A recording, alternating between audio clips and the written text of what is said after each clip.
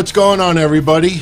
It is Friday night, July 3rd, 2020. You know, for those who live in the United States, happy Independence Day, happy 4th of July. I see on a lot of social media that people are not proud that it's the 4th of July. They're not proud of their independence. I got news for you. There's a lot of shit fucked up with the world, putting COVID aside. But I could tell you, I have some great friends, both online and in my personal life. I got great family. My health is pretty decent. Got a significant other in the other room. Keeping busy, working, trying to be the best I could be, you know, and I have the freedom to basically say or do what I want.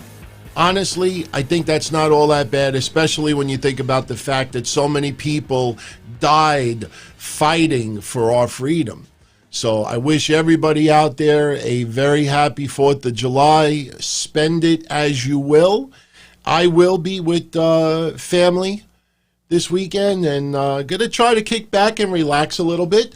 Yeah, I came back from vacation on Sunday, and believe it or not, this is the 5th podcast in 6 days. Did one Sunday, Monday, Tuesday, Wednesday, and today.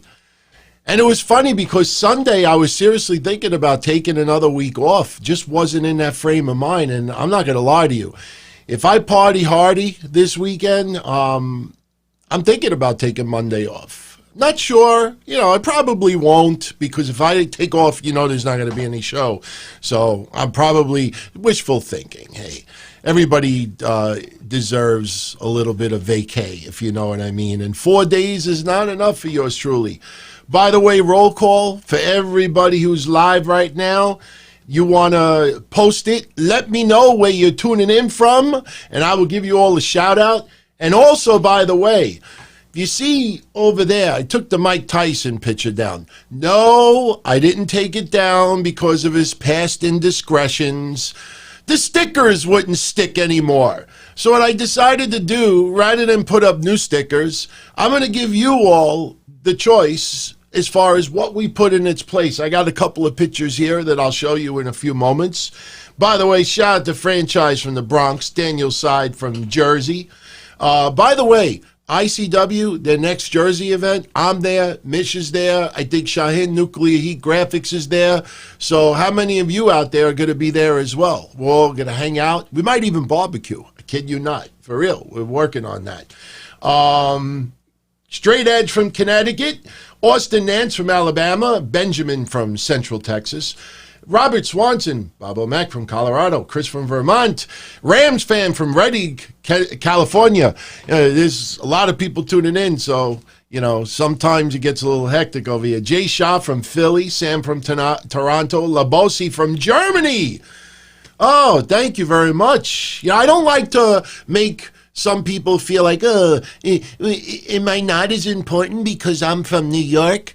No, it's just the time difference. There's not many things that keep me up late at night as far as podcasts go. You know, I got my money on my mind and my mind on my money all the time, and other things. Robert P. from Syracuse, Scam Cartoons from Nebraska, Zach from Roanoke, and cool, man, cool. Shout out to some more people a little bit. One Fall from Monterey. All right, guys, gals, let me know from this batch. I have others, but I wanted to narrow it down to really 4.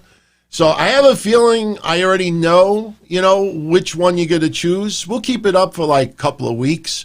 And don't just choose it because, you know, it's your favorite wrestler. If you think it looks nice in the background, you let me know. So this is AJ Moore.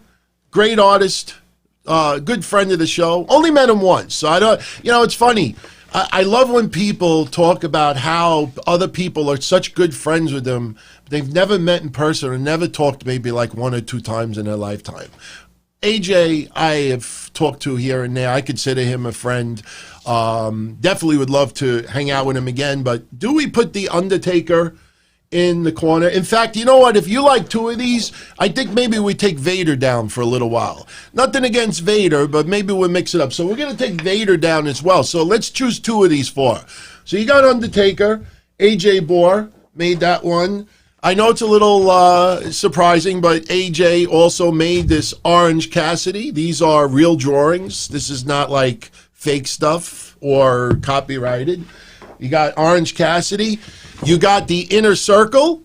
You know, all 5 members, including the suspended one. You know, he should actually come out with a shirt, the suspended one, the chosen one, the suspended one. So we got the Inner Circle. And you know what, just a little change of pace, a little Japanese influence on here. We got Hayabusa, God rest his soul. So those are your choices. Undertaker, Inner Circle, Orange Cassidy, Hayabusa.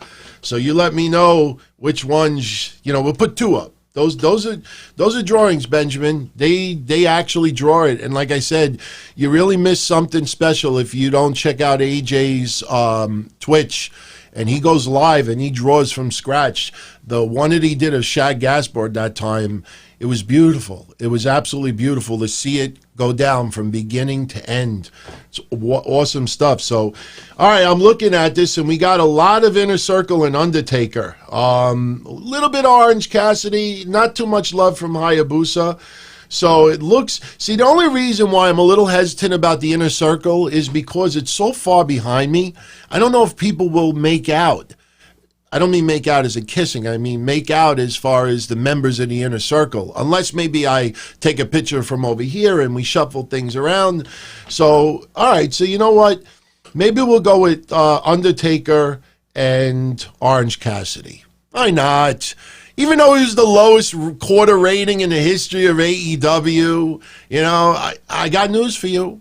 I'm sure a lot of you know about some spoilers that are, you know, just basically reeking the net right now of next week's shows. Everybody is pretty much aware of the Adam Cole-Keith Lee match because I posted it on my Twitter.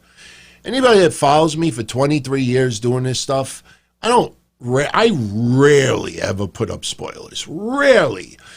The only reason why I put up the photo, and I'm not going to say what the spoiler is here. If people out there really don't know it yet and are avoiding it at all costs, I'm not going to spoil it here.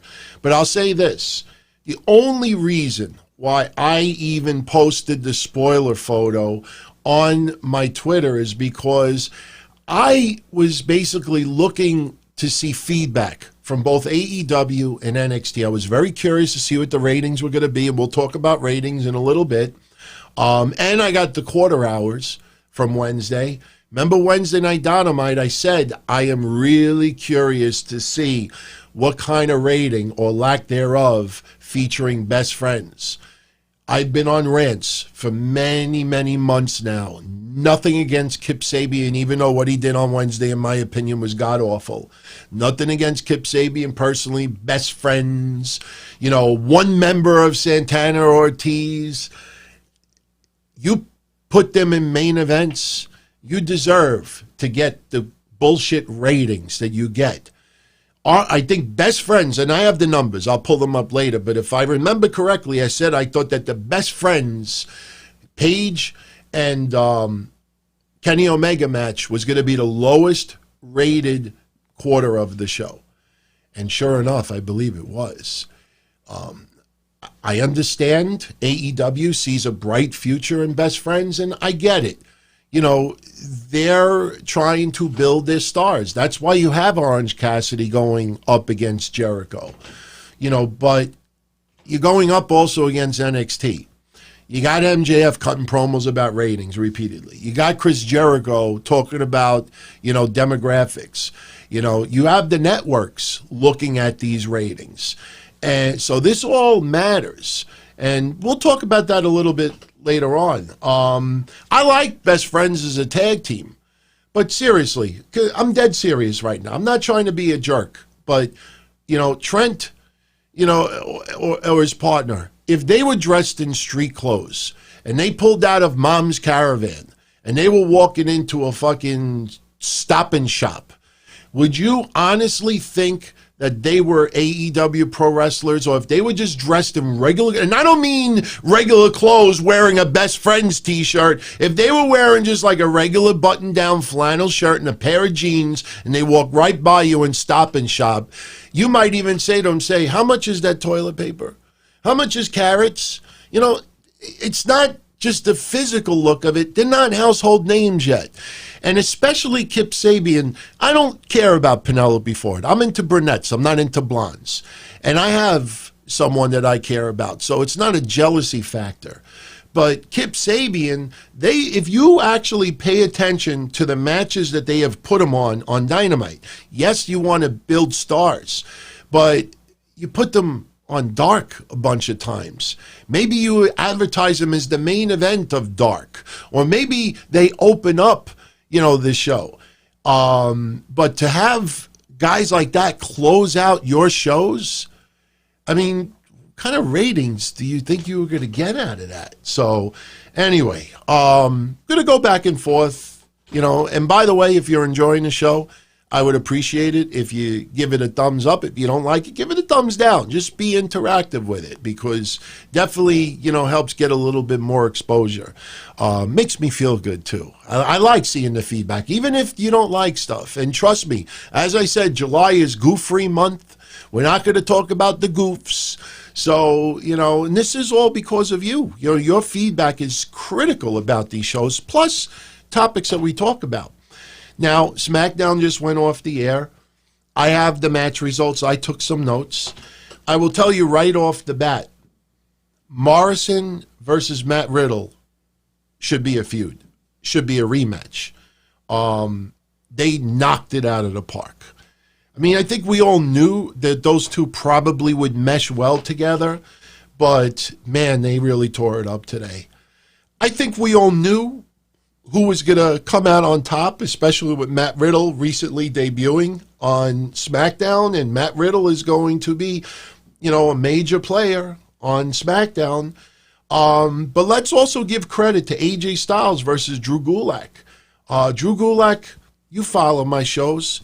I have talked about Drew Gulak many times in the past. The guy is uber talented. I was very annoyed, with the whole contract situation not too long ago.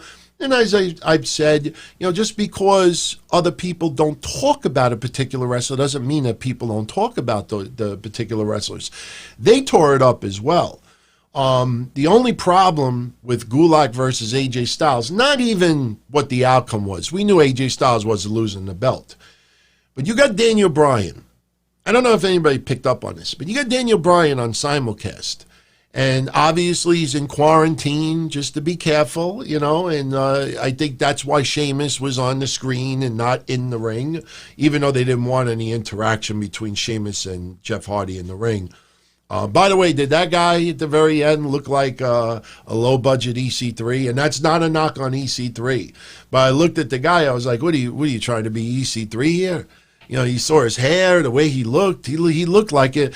He looked like, if you go on that website and you want to get like doubles, celebrity doubles, like not the real thing, but you want like the Bill Clinton one was on WWE television many years ago. What was it? Hillary versus Barack. Was a Great American Bash. Bill Clinton, the fake Bill Clinton, he stole the show. That guy's a famous actor. But you go on one of those websites and you want fake people, that guy that was in the ring today could probably go on there and say, hey, I'm EC3, I know it's a little stretch. Do I think EC3 is going to AEW? No, I don't. The teaser videos that he's doing on social media, he's done one for Ring of Honor. He's done one, I believe, for Impact Wrestling. He's done one for AEW. He's a free agent. He's teasing. I personally think he is going to end up on Impact Wrestling. I think Impact Wrestling is making their move at Slammiversary.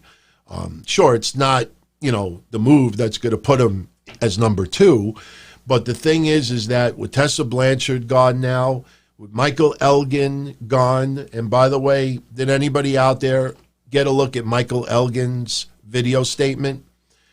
I know he was getting a lot of criticism for chewing a whole boatload of tobacco while he's doing the video addressing sexual accusations against him. I didn't really care about the tobacco at all. I think he was nervous. A lot of people do smoke, chew gum. chew tobacco out of nervousness. So I think that's the reason why he was chewing the tobacco. But, the thing I found interesting about it, and yeah, I actually did plan on mentioning this, but, wherever the show goes tonight, whatever direction, we'll go with it. I think we will definitely be done before 12 midnight. Right now it's 10:20 Eastern. I definitely don't want this to go in the wee hours of the morning. I mean, I think last Sunday it did an hour and a half, almost 2 hours. Monday was an hour and a half. Tuesday was 2.5 hours on Patreon. Wednesday was 3 hours. And then tonight will probably be a nice hour 55. Total Nonstop Anthony. That used to be part of my Breakfast with Blassie intro, remember? Total Nonstop Anthony. Total Nonstop Anthony. Total Nonstop Anthony. Anyway, Michael Elgin did a video segment defending himself in the sexual accusations. If you give me 1 minute, I'd like to share with you what he said, because I found two things very interesting from what he said, or what he didn't say. His statement, quote, "A lot of things have been said about me. And even though everything is drastically different, a lot of things that were going on in wrestling were people using their power, using their position, or even taking advantage of younger people, and that sucks." See the formula? Do you see the formula? When Hana Kimura first passed away, I put up that formula. Everybody, well, not everybody, but you see with the formula, you have people out there that will insult, make fun of, berate, put people down. That's step one. Step two, tragedy strikes. Step two, everybody sends their condolences, whether they cared about the person or not. We have to be better. We have to set the example. We need to all get along. Can we be a little bit better? Can we learn from this? Blah, blah, blah, blah, blah.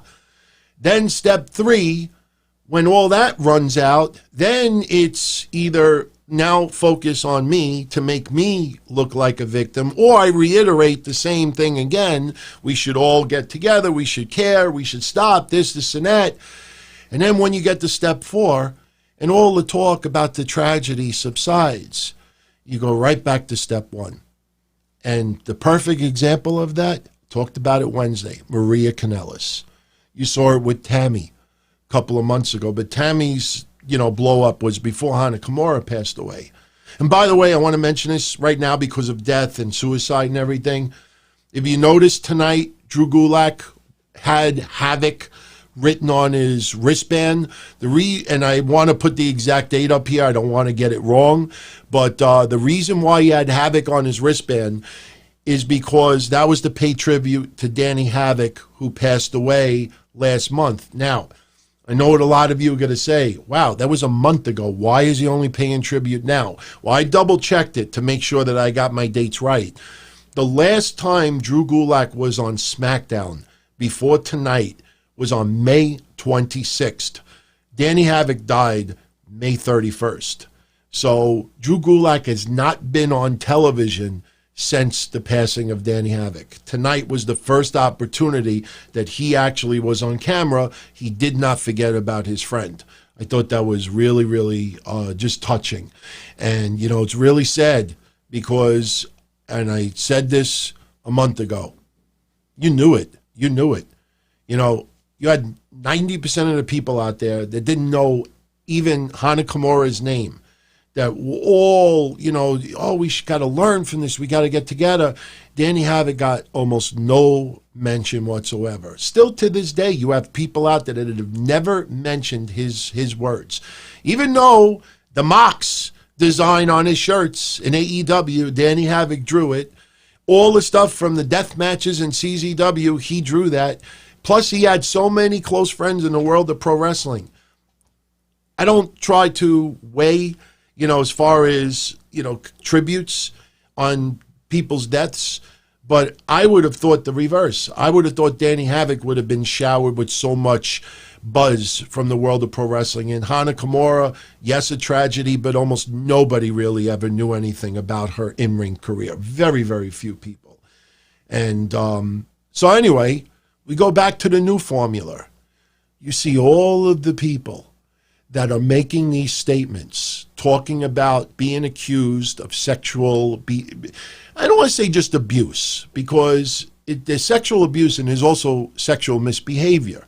Being a creep is not abuse, so to speak. It's not criminal. I don't think you should lose your job over it. You go to a club and you're looking to get laid that night and you lie through your teeth who you are, and that person wants to have a one-night stand with you, or you try to pick up someone and you lied, you're a creep. You're a creep. That's it. You're a creep. I saw Shelly Martinez put up a rant about Joey Ryan. Shelly Martinez talked about how I think her sister went on a date with Joey Ryan. Then there were rumblings going around that Joey Ryan got laid from her sister, which wasn't true. And I guess, he was accused of telling other people that he got laid, and then Shelly Martinez, she don't think his behavior is acceptable, but she also pointed out that pretty much, all of the things that she knows, because she knows other people who have fooled around with Joey Ryan, that it was always consensual. All right. My point is that the formula is every time one of these accused makes a statement. Do you notice how the first couple of sentences talk about that all the victims should be heard, and this person it should speak out, and this behavior is unacceptable, and that's how it always starts off, because they want you, there's that guilt, and they want you to have that feeling like the person now wants to be part of the solution instead of part of the problem. Michael Elgin, I believe now as a kid, all of these accusations with Michael Elgin happened years ago. My question is that if he's so outraged now at all of these victims, why did it take a hashtag speaking out for all of these people to suddenly care, for all of these people who suddenly want to be part of the solution? And if you, again, and I repeat it because I want people to take notice of it, none of these wrestlers have a solution. The solution is simple. Don't be a fucking creep.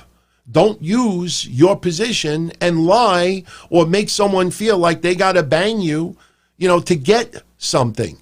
I told you that thing with Dave Lagana, that's just weird.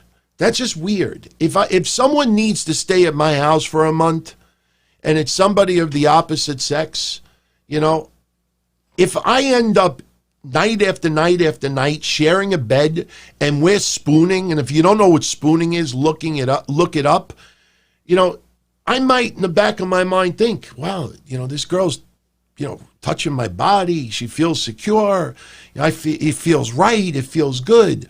What's so wrong with saying, you want to do something? Even if that person says, oh, ew, no, what are you, crazy? You gross, bad, ew, you make me feel uncomfortable. Ew. I would have turned around and said, well, honey, what the fuck are you spooning me for? Seriously. But all these people, they lose their balls. Why? This is something that nobody talks about. The reason why all of these accused lose their balls and have to open up with a disclaimer is because they've always been in a position of control, a position of power, a position of manipulation. They don't know how to get laid by just being a cool guy or having great conversation. No, they just want to take out a cell phone, take a picture of their dick, say, hey, baby, you want to send me a nude back? And then next time we're in the same town, you want to hook up? That's their main way of getting anything. So they don't even know, for the most part, how to act like normal people, to just try to get it the right way. So when things like this happen, it's almost like a programmed robot. You take a couple of wires and you switch it around and the robot will be like, they won't know how to do it. None of these people know how to have it. And that's the thing that amazes me. And I will not put me or any other podcaster in the same situation as them. But it makes me laugh when I think back to TNA and my shows were blacklisted because my vulgar language and my attitude and this and that. And meanwhile, the Michael Elgin stuff, he worked for Ring of Honor. Anybody heard about the piss story where he pissed on some woman? Kevin Owens, when he did the Kevin Steen show, actually interviewed Michael Elgin, and Michael Elgin tells the story how he pissed on a woman. Everybody thought it was ha ha, that's a ha ha. Now it's no longer ha ha. Why? Tell me why it's different now.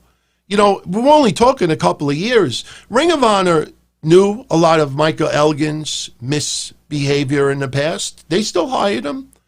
So again, these people don't know how to react on this. So they put up all the disclaimer. Every single person who puts a statement up, the first couple of sentences are about the victim or about everybody should be heard or we should, and that's like them trying to convince themselves that they are helping. But anyway, getting back to Michael Elgin, he says, okay, a lot of things have been said about me. And even though everything is drastically different, a lot of things that were going on in wrestling were people using their power, using their position, or even taking advantage of people, and that sucks. But it was brought to my attention that some girl made claims about a hotel room in 2011. Now, I don't know if anything had ever happened to this young lady. You see the words they use now? Young lady. What was the term you used, Mike Elgin, when you did this interview with Kevin Steen? I think it was called a rat. You pissed on a rat. Now it's a young lady. It's a victim. You see what's going on. And I have nothing personal against Elgin or anybody else out there. But you see, this is what happens when they feel like they're up here and we're all down here. The problem is that we're all street smart, right? Maybe they all could kick our asses. They know submission moves. They can fucking beat the fuck out of us. But when it comes to regular relationships and real life shit and being regular people and knowing how to treat people, we're up here. All of you are up here and they're fucking down here. There's not going to be no change to this culture because there are a lot of women out there that do want to hook up.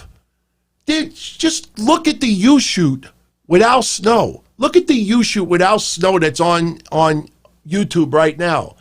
And they talked about how, I think Al Snow talked about a plumber. Like a plumber, when he does all his work, he's got to do this, and that, and they're talking about comparing entertainment. And the host says to Al Snow, he's like, yeah, but, a plumber after his work is done doesn't have a whole bunch of rats looking to fuck him after a show. There's a lot of people that want to do this, that enjoy it, that feels good, to have sex. People out there that are lonely, look at these things. What's that one network? I know we got eHarmony and we got Match. What's that one social page that you go on there just to hook up with people, just to get laid? What's the name of it again? I've never been on it, thank God. But what's the name of that? And I know there's like a 5-second delay on video, but you know which page I'm talking about. So someone will post it any second. So it's the network. Tinder, thank you very much. Tungun, Ray DeRazzo, Michael, everybody. Tinder. No, I'm not trying to be a dick right now, but let's just make a point. How many women do you see on Tinder right now that would hook up with wrestlers? That 5 years from now or 10 years from now, when their tight, beautiful face is now starting to sag and the chest that was up here is now down to here, and now they're approaching 30 and nobody wants to be around them as much and everybody's going for the younger thing. Now they feel alone, they feel used. So right now you're on Tinder looking to get laid, looking to meet people, looking to party. 10 years from now, 5 years from now, when you're lonely, you feel used, you feel cheap, you feel, oh my God, all these people took advantage of me. I'm a victim. No, you're not a victim. Not a victim, And that's why I said there's some real legit people who have been sexually abused with the speaking out. And some of the people, I've talked to them personally, and some of their stories are horrid. But now they get, camouflaged. They get almost buried because of all of these other people who Michael Elgin has peed on, who Michael Elgin has, tried to bang. And I'm not just singling out Michael. I'm just saying, just in general, all of these people who went to all of these parties and all hung out and all partied and went to bars and this and that, and they had their fun.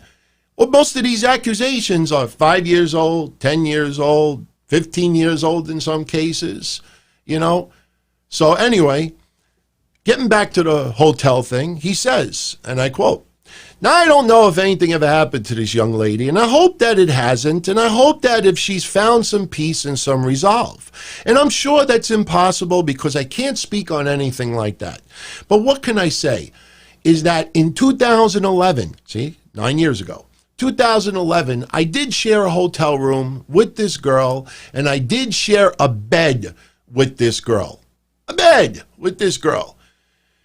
But what has been left out is that there were 4 other people in the room, and I laid down in the bed next to the girl, and I asked her to come closer or to have sex. I don't remember exact verbiage.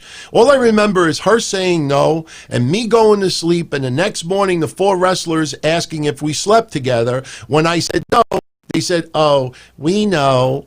We heard her turn you down. Ha, ha, ha. And we joked for months and months and months about getting turned down." That's the statement he wanted to put out. Not the statement of people having unsolicited dick pics of him. Not the statement of peeing on people and calling women rats. He just brings up the one woman who he shared a bed with. How many of you out there get the opportunity to go to a wedding, go to a sweet 16, go to a bar mitzvah, go to a fucking party, go to a baseball game, and you decide you're all going to crash in a hotel room? How many of you had the opportunity to share a bed with someone of the same sexual preference of you? I mean, it's just, you see where this all goes? I'm not, this isn't the, when a girl wears a mini skirt and somebody tries to attack her, and then, somebody says, well, she was wearing a fucking mini skirt and I got aroused. No, that's not the same thing. All right. This is someone, just like the Lagana situation, who shared a bed with someone else. And that person thought, hey, this person's sharing a bed with me. Maybe she likes me. I mean, you don't know, and you won't know until you ask. And if you ask and the person says no, and that person ends up working for the same promotion as you, and that person fucking goes to the promotion and says, I don't feel comfortable working with Michael Elgin anymore. I don't feel comfortable working with Dave Lagana anymore. Well, guess what? You don't fucking share a bed with someone unless you know that person is interested in you. Or you don't fucking share the bed with people and put yourself in that situation. But that's what happens. I brought this up on my hotlines when I was working with XPW in Philly.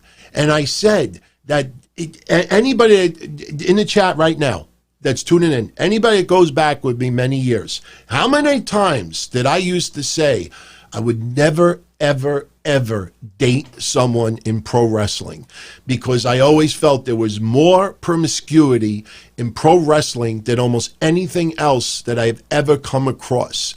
I told you stories that I was fucking hanging out in a hotel room with a bunch of people, and fucking Raven, God bless this guy, that no one has made any accusations against Raven. You know why? Because Raven did it the right way. Raven would go in a hotel room. Raven would say, I'm going to go take a shower. I saw it with my own eyes. I'm going to go take a shower, And then, this other person, basically they're having a little conversation, and, they're talking a little bit. And the next thing you know, they're sharing a shower together, somebody's in the shower and you just decide to take, I'm telling you, man, all of these people out there are doing the same predictable formula. Disclaimer, talking about how we need to all do this. And let me also get something straight here. When I bring up little stories of this and that, I don't know these people well. I don't want anybody to think, that, I always hung around. No, I didn't have any close friends like that. But the point is that you could see when two people want to spend some time together, they're alone, they're on the road. People, do get lonely, both emotionally and physically, But you have people out there that, because of their position, they don't know, or they just don't want to take the time to get to know someone, to exchange emails, to exchange them text messages. You talk about sports, you talk about the movies, you talk about a tragedy, you talk about a death, you talk about politics, you talk about whatever. No, and you don't say the next day, I had a nice conversation with you yesterday, and then you continue it and say, hey, maybe one day we could go out to dinner together. No, instead, dick pic. No, instead, let me just share the bed with someone and let me just rub a little closely and spoon and see if I could get me some. A lot of them don't even know. Raven Suave. Telling you, man, that guy is just great guy. So, anyway, again, that is Michael Elgin's statement. Now, I'm sorry if it sounds like I took a lot of time with that, but we did talk about a whole bunch of other things as well. So I just wanted to just add to that because that statement came out since Wednesday, and I figured I'd share with all of you. I figured you probably would, because Mike Elgin was a big deal in Impact Wrestling. But I think Impact Wrestling now needs to make their move. Now, the rumors are Mike and Maria Kanellis, Eric Young, Heath Slater, Gallows, and Anderson. Not bad on any levels. It's just a matter of who are they going to fight with, who they're going to go up against. The tag team division in Impact Wrestling doesn't have your plethora of mainstream names. Now, let me also add this. It came out today, there's reports going around that Ring of Honor is not renewing Bully Ray's contract or not offering him a new deal. There was a little bit of rumblings of aces and 0.8s reforming in Impact. And you know what's funny? When I used to call them aces and 0.8s, if Impact Wrestling got a 0.8 rating right now, that would probably be front page news on wrestling websites. A 0.8, people would cream over right now. When you look at the ratings. Again, you knew when ratings were starting to suck, because this is the thing. And you know what? I'm actually going to criticize Chris Jericho a little bit, but in a different way. There's a lot of people out there, they think they have the answers and it sounds good and it looks good, but when you actually dissect it, they don't know what the fuck they're talking about. But here's the thing.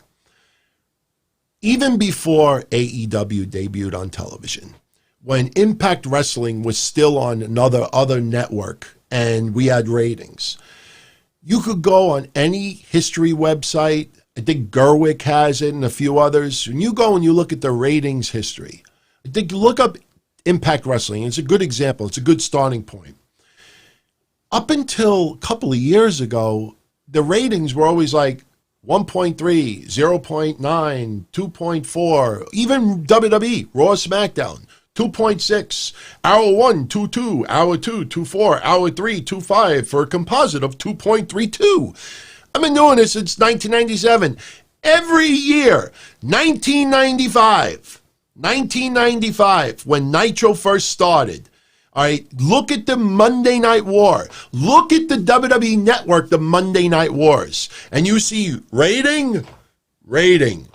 You hear Bischoff, rating. You don't see in little parentheses 18 to 34, 18 to 49, 25 to 54. Every demographic except for 50 plus.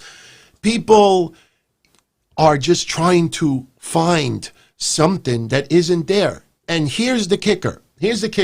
As much of all of you loved what I said earlier about the pattern that you're seeing now with these people being accused on a disclaimer that they always put before they try to give their explanation, I'm going to throw another one at you right now.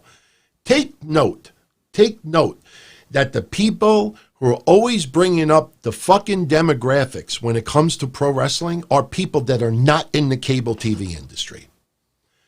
These wrestling journalists, wrestling websites, podcasters, even wrestlers, because they all want to find the number that fits in with what they like. There's a lot of people out there that love AEW.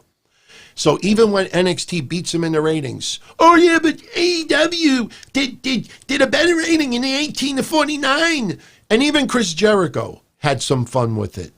I fucking loved it when Jericho commented yesterday. Because you know what he did? He'll never come out and say it.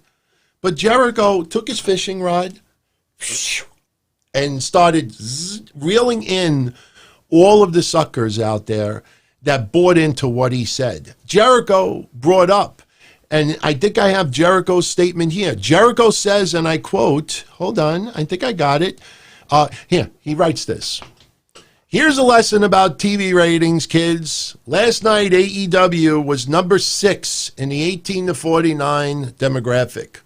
To TV networks and advertisers, it's the only number that matters, and we were up 31% in that area.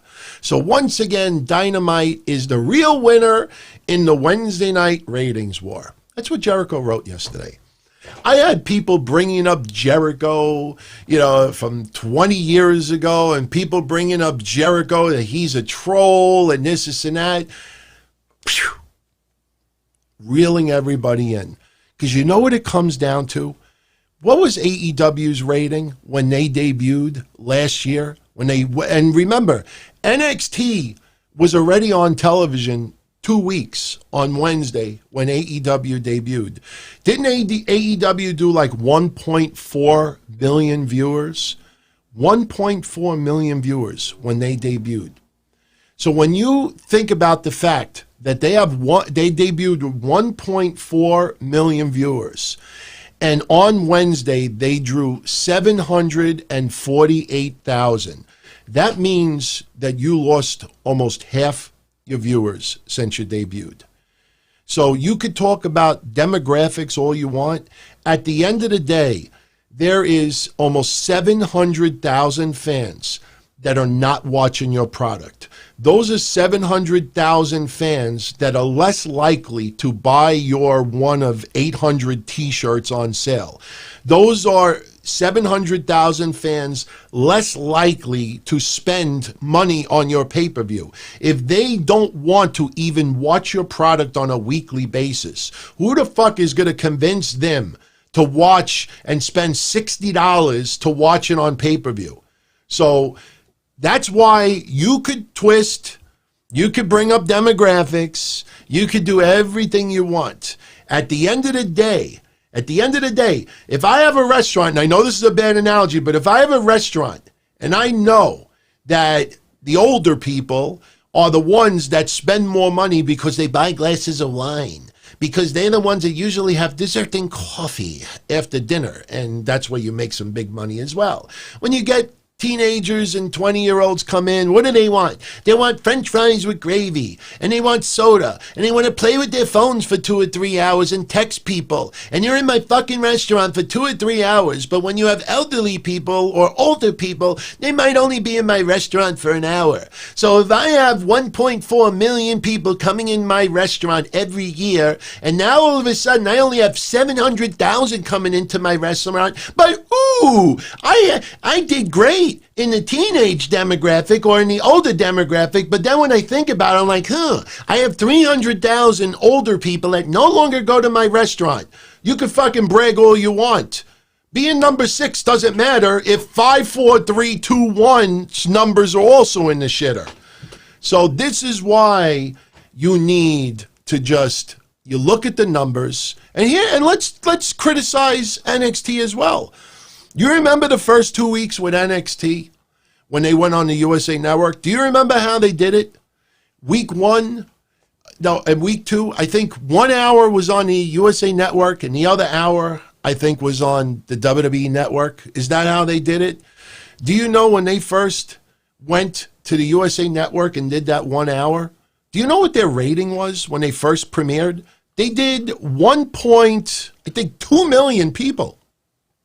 Does anybody ever remember that when WWE, right before AEW debuted, and they had that hour on the USA Network, they did over 1 million people?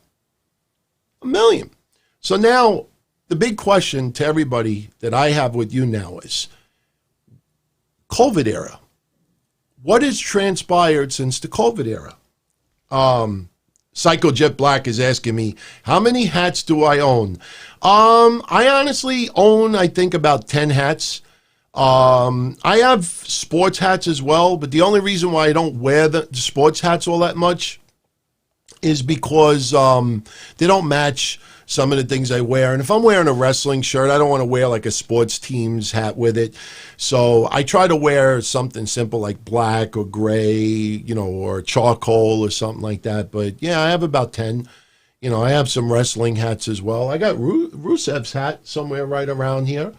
I like Rusev's hat. I like the neon green colors, So just getting back to the ratings, and then we got something else to bring up too. Very interesting. So the COVID era really started March 18th when it comes to wrestling, because on March 11th, that was the last time we had fans, real fans in the building. And by the way, did you see what WWE's executive vice president said? I was going to tweet a wise-ass remark to it. Then I was like, it's kind of tacky. But he said something that if you actually take a step back and think about it, he took a nice shot towards the company he works for, WWE. And he doesn't even realize it. Yeah, I agree with you, Darren. Black hat, WWE logo, simple. Yeah. What's funny, though? I don't have any WWE logo hats. I used to have a really cool hat from the Attitude Era, but I have no idea where it is. No idea where it is. So, yeah, and I heard Bianca Belair and Billie Kay, they had the match, that main event. I heard that Billie Kay took Bianca Belair's finisher. It looked really, really goofy. I saw it. I didn't think there was much wrong with it.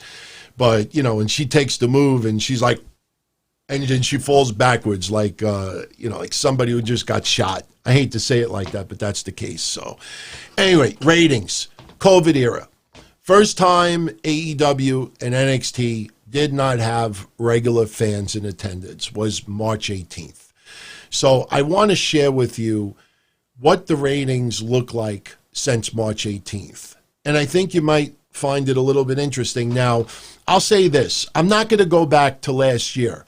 But when you look at the ratings before March 18th, when you go from January 1st to March 18th, ratings are somewhat interesting. Honestly, I'm going to share with you very, very quickly, okay?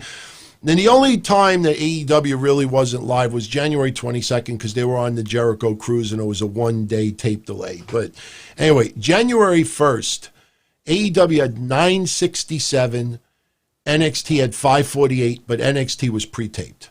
Following week, January 8th, AEW had 947, NXT 721. AEW, now, you know what? Instead of me going back and forth, let me just give you AEW's ratings up to the COVID era, okay? This is from January 1st to the present. January 1, 967. January 8th, 947. January 15, 940,000. January 22nd, 871,000. January 29th, 828,000. February 5th, 928. February 12th, 817, February 19th, 893, February 26th, 865, March 4th, 906, March 11th, 766. That was the last fan show before COVID era. Now, I don't remember what the card was for that last fan show, but it was interesting that it had dropped all the way down to 766. But, just hold that thought. Just keep the 766 number in your memory for a minute. Now we go to NXT from January 1st to March 11th.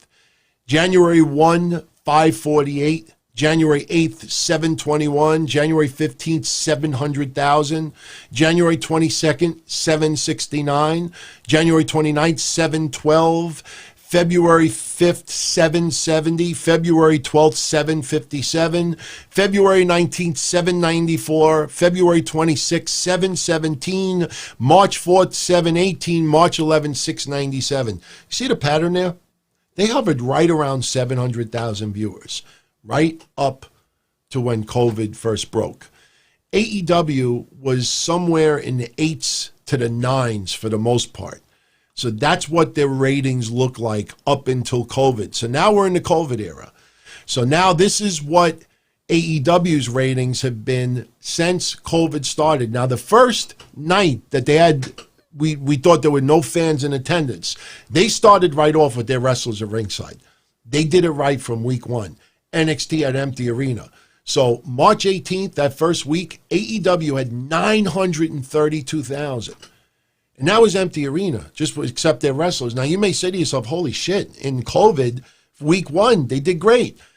NXT only did 542. So that showed you right from the beginning that a lot of fans just couldn't get into NXT in the empty arena, that silence. Remember that dead silence? That dead silence kills wrestling. So a lot of people turn the channel to watch AEW because you look, 1.4 million viewers. That's pretty much been the average. So AEW had 938 on March 18th and NXT only had 542. So here's where it goes from there. AEW 819 March 25th. April 1st, 685. April 8th, 692. April 15th, 683.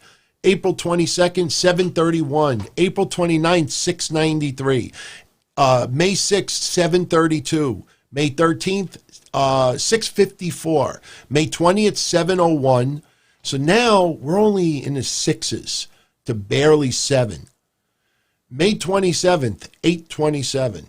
June 3rd, 730. June 10th, 677. June 17th, 772. June 24th, 633. And then we had the rating for this week. So that was their rating up until now. So you could see that they had a little drop and they just declined. They have declined, gradually have declined. They're averaging in the 6s for the most part. So now you look at NXT since the 18th of March. March 25th, 669. April 1st, 590. April 8th, 693. April 15th, 692. April 22nd, 665. April 29th, 637. May 6th, 663. May 13th, 604. May 20th, 592. So up until this point, they're right around that 600,000 mark. Since May 20th, May 27th, 731. June 3rd, 715. June 10th, 673. June 17th, 746. June 24th, 786. And this past week, 792. So you could see that since the beginning of May, NXT's ratings are starting to go up like 150,000, in some cases almost 200,000 viewers. So when you see that pattern for the last, 2 months, that's something that should be of concern. Now, granted, WWE has 2 main rosters. They could put a Sasha Banks on NXT. They could put anybody else that they want that's willing to work and they want to put on there. They could put them in NXT as well. AEW does not have that luxury. But that reason, you got to be a little bit concerned. Now, this past week, the quarter ratings, here's what happened. Okay? Jurassic Express and MJF and Wardlow. MJF's promo. When MJF bragged on social media that it was the highest quarter rating for the whole night, it wasn't the highest quarter rating for the whole night, but his promo opened up with, I think, the highest rating of the night. Overall for that quarter, did 799,000 viewers. Not bad at all. The second quarter, which was the brawl with Lance Archer and Joey Janela and the beginning of Hikaru Shida and Penelope Ford, the viewership went down 72,000 to 727,000. Now, we all praised Shida versus Ford's match. As the match went, the viewership went up by 60,000 in quarter 3, so it went up to 787,000.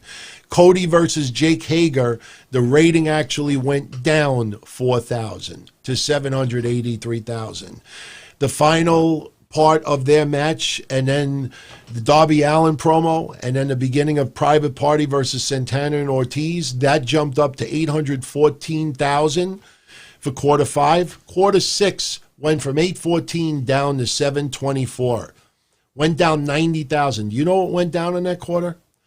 The end of the Private Party, Santana and Ortiz match, and the brawl between Orange Cassidy and Chris Jericho. Again, 2 weeks ago, Cassidy and Jericho had the lowest quarter rating in the history of AEW on TNT. That should tell you something about what I've been saying about Orange Cassidy. I am a fan of Orange Cassidy. I think he is uber talented. People that shit on his stuff have no idea what this guy can do, but his character is meant for a live fan audience. Not live audience with AEW stars and a couple of people in the boondocks. I'm sure you all heard that AEW allowed friends and family from the Jacksonville Jaguars and some other people out there, and they all were in the boondocks. They were not tested for COVID because they were nowhere near the people in the ring, and it's partly outdoors. So if the noise sounded a little bit bigger this week around, that's because they had additional people in Daly's place in the boondocks, which is great, I'm going to get back to what the WWE Executive Vice President said that, I told you something caught my eye with him. So getting back to the remainder of the quarter ratings, so that drops 90,000. Then you have the beginning of the main event. That went down an additional 15,000 to 709,000 viewers. And then the main event of Kenny Omega and Hangman Page versus Best Friends dropped down all the way to 645,000. It was the lowest quarter rating for the entire night. That goes exactly what I've been saying about Best Friends and Kip Sabian and, a member of LA. You know what I mean? Like, they're not ratings draws. And I just think AEW needs to shift some matches around. Look at tonight's SmackDown. I think a lot of you out there would have loved to have Morrison and Matt Riddle close out SmackDown. You have Morrison and Miz get squashed like a grape to Braun Strowman on the last pay-per-view. It feels like a lot of Morrison's stock went down. Not to his doing. It's the way WWE used Miz and Morrison very recently. So now you have Morrison and Riddle tear the house down tonight. It's the opening match, and it feels like a good match, but it should have been a lot more. I think if they would have hyped all night long Morrison and Riddle for later on in the show, and it would have closed out like that, I think people would have been like, wow, that was a great fucking main event. But again, this is Fox on SmackDown. This is not SmackDown on Fox, as I've said before. That's why you end the segment with a fucking alcohol, bar in the middle of the ring. John Morrison and Riddle tore. The first hour of SmackDown today was excellent. The second hour was Shangada. You could have flip-flopped those hours, and you could have even had Gulak versus AJ Styles close out SmackDown tonight. I don't think anybody would have complained. You really look at it, they should have flip-flopped the hours. They should have had the beginning of SmackDown be Bailey and Sasha Banks doing this dopey tribute to Undertaker and to themselves. And Alexa Bliss comes out there and she's not very good as a baby face. Nikki Cross, with her usual stick. It leads to a match. The only thing that was really memorable about that match, and yeah, I'm bringing up SmackDown results as we talk. Did you see Sasha wearing Bailey's title? Anybody notice that? She was wearing Bailey's title. I think a lot of people was probably noticing, Sasha Banks and what she was wearing, but she has the title belt on her. I don't know if anybody noticed that. But you could have had SmackDown open up with their bullshit talking segment, lead to a match. After that match is over, they could have like, oh, people at home! They could have done that match next. Then you could have the Bray Wyatt fucking Braun Strowman hype. Then you could have done that so much different. So much different. So we get back to the ratings. So Best Friends, as I predicted, as a lot of you did as well. Let's be honest. Whoever thinks that they belong in a main event, I don't care how dedicated they are. I don't care if they're your best employees, show up 5 hours early, leave 5 hours late, just an absolute pleasure to work with. At the end of the day, man, you're a fucking televised entertainment show. You fucking put people like that in a main event, you deserve to get the rating that you did. Why? Because as Hangman Page and Kenny Omega were taking on best friends that only scored 645,000 viewers, Sasha Banks and Io Shirai drew 900,000 viewers. Yes, there were no commercials, but still, that shows you that WWE on Wednesday, they know where to put their matches in order. Yes, Hangman Page and Kenny Omega definitely warrant closing out a show. Definitely deserve it. I have no problem with that. It's who you face. Matt Hardy, I like him. People out there are talking about problems with ratings and this and that. It's not just who's on one side of the ring. It's who's on the other side of the ring as well. And you don't get these real big ratings draw matchups. I talked about it Wednesday. You remember Mox and Hager? They had MMA analysis. They had movie stars. They had wrestlers all giving their predictions of who was going to win between Mox and Hager. And I'm like, I don't even know if I'm going to watch the whole match. I don't know if I'm going to get the urge to take a shit or prepare for the show or get something to drink or, make a little bite to eat. And they're treating it like it's a WrestleMania match. And they did the same thing with Hager and Cody. Big press conference, big pull apart. Fucking rating went down when they had their match. No, it didn't go down that much. I mean, who is in the back that is thinking that this should be here? And it's the wrestlers themselves. And Tony Khan's going along with it. Tony Khan will take the bullet for everyone. Tony Khan will say, it was strictly my decision. Bullshit. If it was strictly your decision, then how come Abaddon is not on the last 2-3 weeks? Or how come other people are regulated to Dark? Ricky Starks had such a fucking buzz online, and he's wrestling AEW Dark against Sergio Valente. You could see the pattern. It's always the workers, the people in the back. The FTR and Omega and Page, they might brawl in the ring. Young Bucks to the rescue, Peacemakers. It's the same usual suspects. And I think people are starting to get a little bit bored with it, to be honest with you. So anyway, the quarter hours for NXT. Mia Yim, Candice LeRae, Dakota Kai, and Tegan Nox did 839,000, which surprised the shit out of me. The end of their match and Damian Priest's interview dropped down to 788,000. Timothy Thatcher versus Oney Lorcan. Remember Wednesday, and I said that the fans there were like banging the plexiglass, and I said I think if it was in front of a regular live crowd, I don't think they would have been into it as much as the pure wrestling fans would. That rating dropped all the way down to 702. That I think had the biggest decline of the entire night, that match. Some people called it the best match of the night.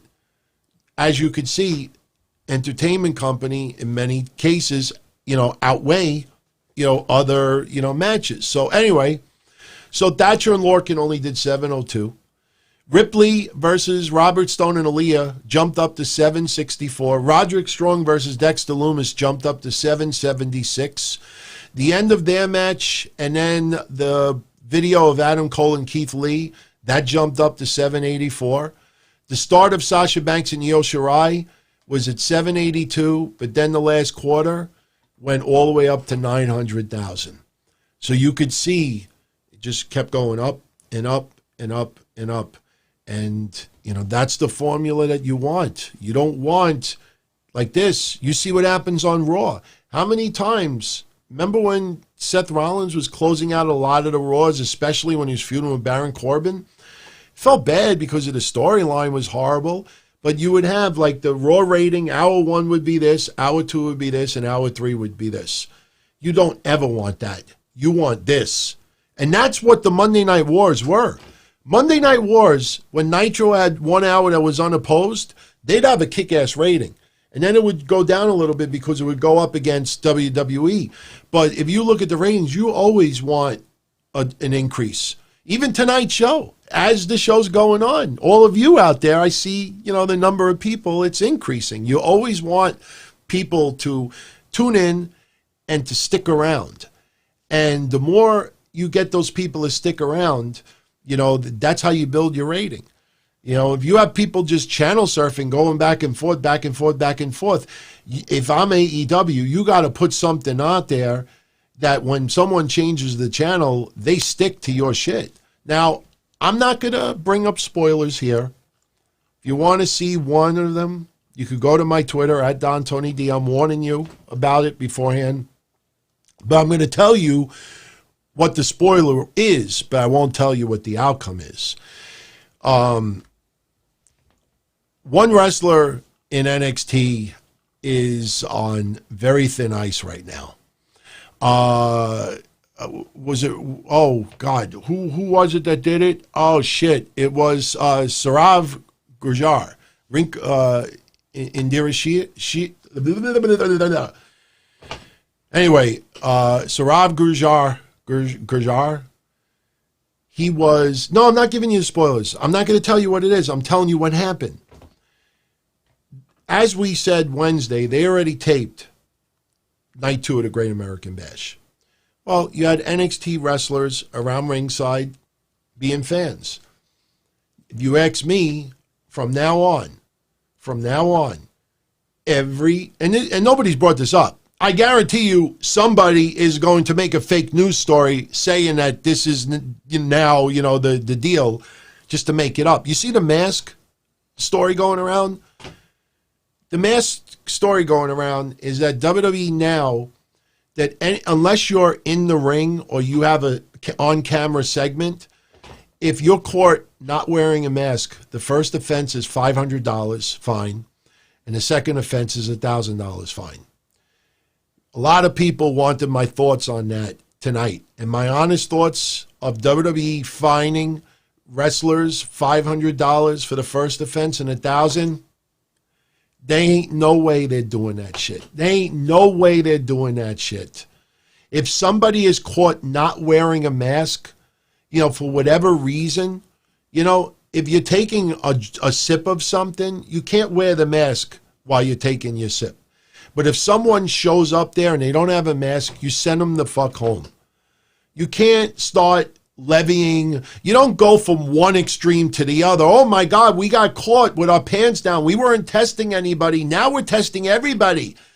Because if you watch SmackDown tonight, there were a lot of wrestlers who were on the side that were not wearing. There was one guy, he kept playing with his thing. He kept twisting it. He had it on his chin. He had it sideways. He had it above his eyebrows. He's looking at it. He's playing with it. He's fondling it. He's putting it up here. I don't want to single anybody out, but they ain't no that fine stuff. Bullshit.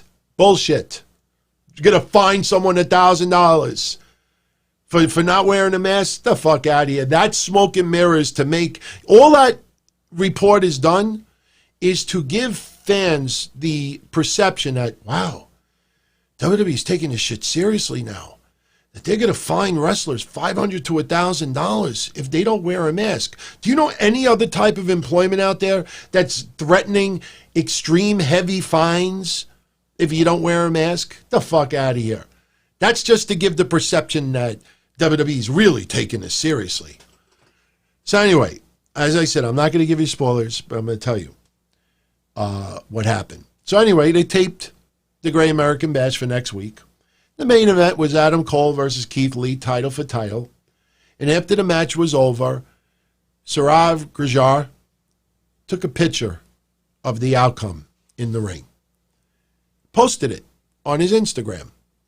Was up there for about maybe 5 minutes, and he started getting showered with complaints from fans. Why the fuck are you posting this spoiler? Once it shows up, that's it. It's there. Infamy. He deleted it 5 minutes later. By then, hundreds of fans had the picture. So why did I? No, I'm going to get to what you said, Eddie Lunchmeat. I like that name, Eddie Lunchmeat. That sounds like a guy from like my neck of the woods with, the former old mob guys. I used to know this guy, Joey Supernesata or Tommy Big Nose or something like that, or Joey Little Dick. I actually knew someone, they call him Joey Little Dick. Eddie Lunchmeat. I could picture that. Yo, you got to call up Eddie Lunchmeat. You got to tell him that he's got to fucking take care of that thing for me. Call up Tommy Bicicletta, which is bicycle for Italian. Call Tommy Bicicletta, because all he does is ride a bike, and just tell him to get in touch with Eddie Lunchmeat and say, look, I need my $20, man. Seriously. But anyway, so this guy takes the picture, puts it online. Now, why did I post the spoiler on my Twitter? And I wrote this, but unfortunately, Twitter, you can only write low number of characters, so I'm telling you the explanation out of my mouth. Anybody knows me, going back 23 years, knows I rarely ever put spoilers. The only reason why I put the spoiler up is because I was searching for Great American Bash feedback. I was searching for AEW feedback. I did my show Wednesday. It was Thursday. I was on lunch. I said, I want to see what people overall thought of the match. Meltzer thought Loomis versus Roderick Strong sucked. He gave it 1.5 stars. I don't care about ratings with matches, but I'm bringing up a point. I fucking loved the match. I wanted to see what the overall feeling was about both shows. I was curious to see what people... So when I typed on Twitter, NXT Great American Bash, and hit search, when you go on Twitter, on the top menu, you could choose top, latest, photos, video, whatever it is. So I hit latest, just to see what the latest comments are about Great American Bash. And within the first 100 posts, there's 15 pictures, copies of that picture. I didn't even know about the spoiler yet. I did a regular Great American Bash search on Twitter, hit latest, see what people were saying, and every few posts, spoiler pick, spoiler pick, spoiler pick. I was like, holy shit, that's a big deal. I waited about 15 minutes. I wanted to see who the fuck put it up there because I had no idea at the time who it was. Then, it was the member of Indira Shear. And I'm like, I don't fucking believe this. But by then, every couple of posts is the picture. So I realized right away that anybody on social media, you do any search for wrestling, all you're going to see is the spoiler picture, or you're going to see people saying like, huge spoiler leaked about this thing. So I realized there was no way. There's no way. Keep this in mind. It's not like the spoiler came out the same night of the event. There is no way. I know some of you out there were upset that I did it, but there was no way. When you guys talk about fucking club soda and ginger ale and fucking Pop-Tarts, you'll talk about and I'm not criticizing you, but I'm saying you converse all day long on social media. There was no way for 6.5 days that you were going to sit on social media and mingle with people, podcasters, website, friends, wrestling fans. There was no way you were going to go 6.5 days and not come across that. Within 15 minutes, I saw dozens of the picture. So I posted it. That's why I did it. So I'm not going to say what it is, but it's a big deal. And now there's reports that WWE may retape the finish of that night. And one of their NXT stars, EJ Nduka, I think that's how you pronounce his name, he goes on Twitter. I don't know what the fuck this guy was thinking. He writes, now I can say this because it doesn't say anything. He writes, and I quote, "We don't run a sloppy shop. 2 endings, 2 stories, find out next week." Now, I don't know if he actually took the time to hear why Taz said we don't run a sloppy shop. That's not about storylines or spoilers. That's about fucking health and testing and illness. This fucking guy, I don't nothing personal against him. But if you and Duca were writing this thinking that somebody in WWE manager would be like, yo, thank you for having our back. Thank you for trying. Thank you. I would fucking turn around and say, you're fired. Who's this guy? Now, there might be two endings. If there's not two endings, Induka, you got some splaining to do. I don't know why he wrote that. We don't run a sloppy shop. That has nothing to do with storylines. So now, here's the other spoiler. I'm not going to tell you what it is, but this one to me is a bigger deal. Believe it or not, this one to me is a bigger deal. Now, I wish I could say why, because if I start explaining why, you'll probably figure out what the outcome of the match is next week on Great American Bash, and I don't give any even inklings of what it is. But I'll say this. Somebody who claimed to be in the Boondocks for AEW that was there for the recording of next week's Fyter Fest. Entire show is already taped, as you already knew. So this guy posted the spoilers of the entire, not just one match, the entire night of Fyter Fest for next week. Now, I'm going to be honest with you. I'm not giving you any spoilers or outcomes of anything. But I will tell you that only one match of the entire night really catches my eye. And even when I say that, it doesn't totally catch my eye. If you thought NXT handed AEW's ass in the ratings last week and did a number on them this week, I think if these spoilers are true, and you'll know by the first match, because if the first match's outcome and what goes down matches what this person wrote, AEW's has to be concerned about the ratings for next week, because you have some matches there that are not going to be strong in the ratings. The Nyla Rose match, they didn't announce who her opponent is. Jericho and Cassidy, it's had the lowest quarter rating in the history of AEW. So when you look at this on paper, the spoilers, I am not enamored with Fyter Fest Night 2 at all. Now, yes, Mox, they had to postpone for a week for health reasons. But with all due respect, AEW, I don't think you should expect any wrestling fan to say, I really don't want to watch AEW tonight because Mox ain't defending his title. But, because they did the right thing and held him off for an extra week for health precautions, I'm going to watch just because they did the right thing. You watch because you're entertained.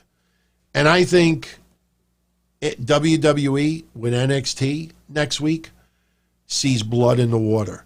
Because if I'm NXT right now, if those spoilers are correct, I'm positioning shit and I'm arranging things where there's going to be, you're not going to, if you're choking a person, this, I hate to be morbid about this, but, you ever see like these shows on ID channel where you got stranglers that kill people, and then for thrills, like they're choking the person to death and then they'll let up for a second so the person could beg for their life, and then they choke them again and keep choking.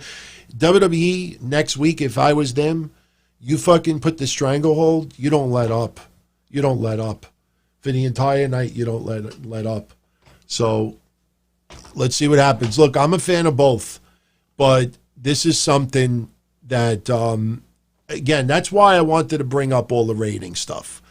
Because when you really look at the last 2 months, and sure, COVID is special circumstances. At least next week we have Pentagon Jr. coming back for AEW.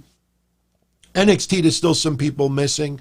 SmackDown, there's still some missing. So when those names ultimately come back, I think the ratings will definitely improve. I think people forget that they're still in the COVID era. Now, here's something I think you'll get a kick out of. I got a kick out of it. John Brody It's not related to King Kong Brody, Bruiser Brody. John Brody. He is the executive vice president for WWE. Now, maybe you, after I say this, you might turn around and say, wah, wah, wah. You might say, nah, DT, your comment fell flat. Or you might actually think I'm right. John Brody did an interview. I don't know who he did it with. I didn't bother paying attention. But one quote caught my eye. And before I brought it up here tonight, I listened to the interview to make sure that the quote was correct. So, John Brody in an interview, we're talking about WWE having fans again. Now, you might have seen some websites in the last day or so saying that they got from direct sources in WWE that Vince McMahon is ready to have fans back. Did you read that story on a lot of websites? Well, now I know where they got that from. They didn't get it from their sources within WWE. John Brody had recorded an interview earlier this week that nobody knew about. So some of these websites got word of John Brody's interview, heard something that he said, and then they went and posted, oh, we got news from our direct sources in WWE that Vince McMahon's ready to return to fans. So that's where they got it from, not their sources. So anyway, John Brody in this interview says, and I quote, first of all, he talked about WWE resuming events in arenas with fans. And he said, quote, yes, look, first of all, if people will open their arenas safely, we're ready. Vince McMahon has said we're ready to go and entertain and put smiles on people's faces, so we look forward to the next step in the transition. Let me read that quote again. Yeah, look, first of all, if people will open arenas safely, we're ready. Vince McMahon has said we're ready to go and entertain and put smiles on people's faces, so we look forward to the next step in the transition. That's what his exact words were. Here's the great thing about it. Did you take notice of the first thing he said? If people will open their arenas safely, we're ready. They're ready. If people will open their arenas safely, we're ready. So my question is, and again, maybe when I say this, you're like, DT, that kind of fell flat. But I really thought about this. And I was going to write it. I didn't want to come off as a dick. So is John Brody saying that WWE cannot reopen safely? Because he just said that they're ready. If people will open their arenas safely, we're ready. The Performance Center holds some fans. So why aren't you putting I'm not talking about friends and family, like a fucking cell phone commercial, friends and family plan. I'm not talking about, if you're making the comment, we're ready. If people will open arenas safely, we're ready. Then why aren't you doing it? Seriously, why aren't they doing it? Why aren't they got plexiglass up. Why aren't they doing it? They can't open safely. They're saying, I'm serious, go look at the quote. They're ready. They're ready. So why aren't you doing it? That interview pissed me off because the first follow-up question after he made that remark would have been, then Mr. Brody, how come they're not doing it in the Performance Center? Why aren't they doing it? Even if you social distance, take the NXT wrestlers out from the ringside area and fucking put the other people there. Do the temperature check. You're not going to Q-tip every fan that you don't know that walks in the building. You do a temperature check. You make it mandatory. They got to wear a mask. You tell them to social distance. And that's it. Why aren't they doing that? So by them not doing it, they can't open safely. Don't blame it on Florida, because Florida, you could still have gatherings, but they're making a requirement that you wear masks. They're not having the beaches open. Bars are not open, but you could still have gatherings. It's the 4th of July. So I don't know what you thought about that, but I found that really interesting that he made that remark And that person didn't even think of making the comeback to say to them, but wait a minute, how come you're not having fans at the Performance Center right now? Are you saying that you can't open your own shop safely? Your own Performance Center safely? I would have loved to hear his reaction to that. But instead, he didn't say anything. So, Anthony Diaz, do I miss the good old days when JBL could call Rey Mysterio Mexican jumping bean? You want to know something? I think back to when Magnificent Morocco used to say some outrageous stuff to Tito Santana. My God, go into wrestling magazines and go look when they used to put up quotes from Ric Flair saying, Mil Mascaras, go back to where you came from, and he wished he could put all of them on a boat. Now, I don't think Ric Flair actually said that because most of the quotes in the magazines were fake. But you got to see some of the stuff in those magazines, son. Yeah, crazy shit. So when JBL used to say that, I wasn't like, oh my God. No, I know. No, Anthony's nowhere near as old as me. But I'm just saying why I don't pay much mind to it. I know a lot of people make a big deal now when somebody says shit on WWE or AEW television, but to me, it's just, it's, I don't know. I don't find it that big of a deal. So, when Triple H brought up Booker T's nappy hair, my God, Vince said the N-word. Some crazy shit said over the years. But, look, people evolve, people change, people realize that some words really do piss people off and hurt their feelings, and just really, you stay away from certain things. And that totally makes sense. I've had my share of saying some outrageous stuff over the years, and I evolve. I learn, and I don't do it, because anybody forces me to change, or, because I'm worried about getting shut down or anything like that. You just mature. You just change over the years, Views change.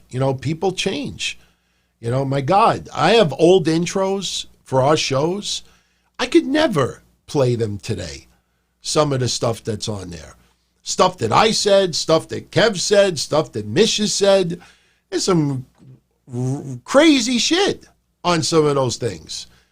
But, you evolve, you grow, you learn, you remove things out of your vocabulary, and the only way is through time, because, like I said, you look at all these statements from these predators or the ones who are accused.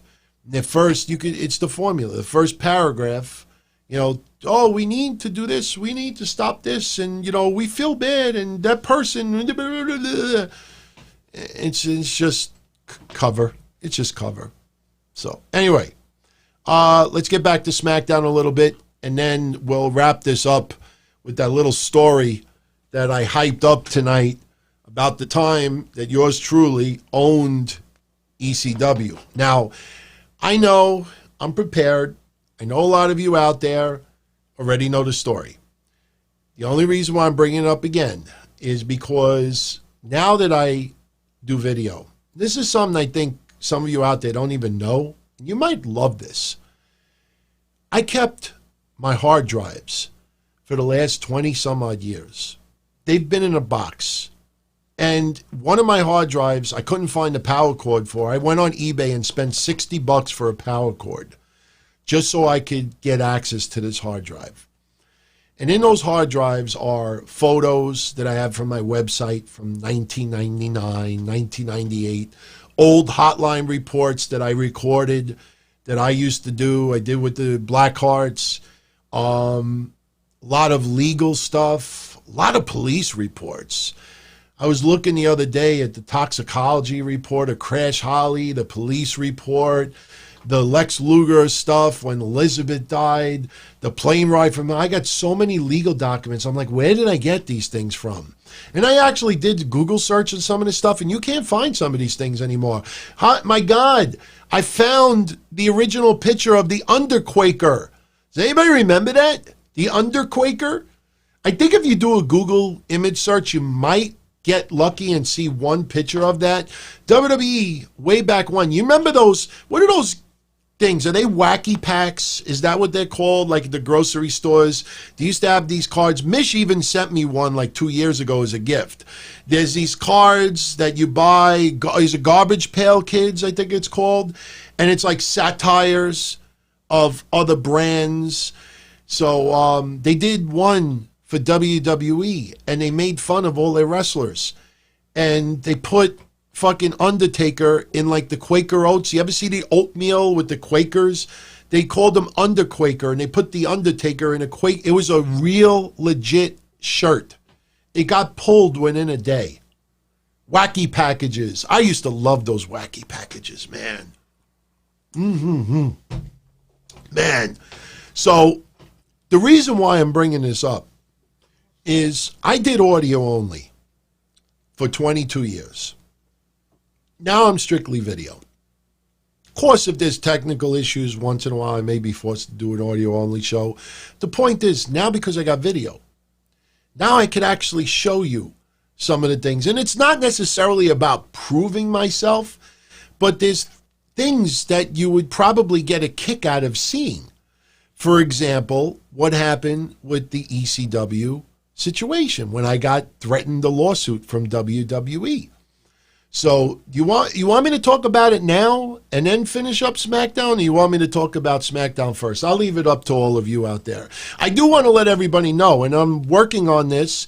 It appears to be legit that it appears that WWE has bought Evolve from Gabe Sapolsky. They haven't done any shows because of COVID. It was losing money. WWE now apparently owns the promotion, owns the right to the footage. Don't know if WWE is going to continue events under the Evolve banner, but I got news for you. You think of Street Profits and others, there's a lot of wrestlers who came through Evolve that they can really put some nice stuff together for. So, okay, SmackDown first. So, well, as far as SmackDown, we really don't need, because we talked about some of it already, but SmackDown opened up with Matt Riddle in the ring. I don't know what all of you thought about his promo. In NXT, he was always brow. But now it feels comic-y. I don't know if you know what I'm talking about. He's telling the story about why he doesn't wear shoes, that I think he went to Wisconsin with his family when he was a kid, and he was walking in the snow and got frostbite, and, up to this day, because of what happened, he almost had his feet amputated, and whenever he puts on shoes, it burns, it burns. I got fucking nerve damage in my leg since 1996. I got to put on pants. I'm not comparing to it, but I'm just saying, storyline, it burns when he puts on shoes. So that's why he doesn't wear shoes and blah, blah, blah, blah, blah. And Baron Corbin comes out and I'm like, oh, God, please. Don't open up SmackDown with a Baron Corbin-Matt Riddle match. So, yeah, I could go for some Percocet too, Chris.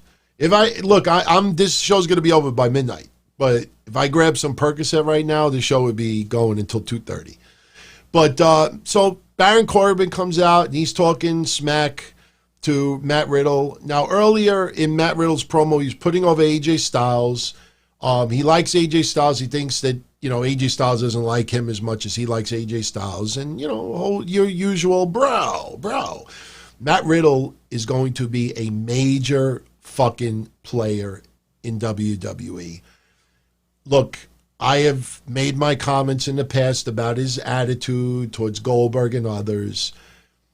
Really came off. I liked his wrestling ability, but his personality, I could not stand it. Now I follow him on social media because I've gone past that, and I get it a little bit more now with him, and especially with those accusations that came out, which were bullshit, and to see all the people that insisted that it had to be true. It reminded me so much of the original Velveteen Dream stuff. There's some people out there that were falsely accused, and people refuse to accept that some people do get falsely accused, that some people do have vendettas.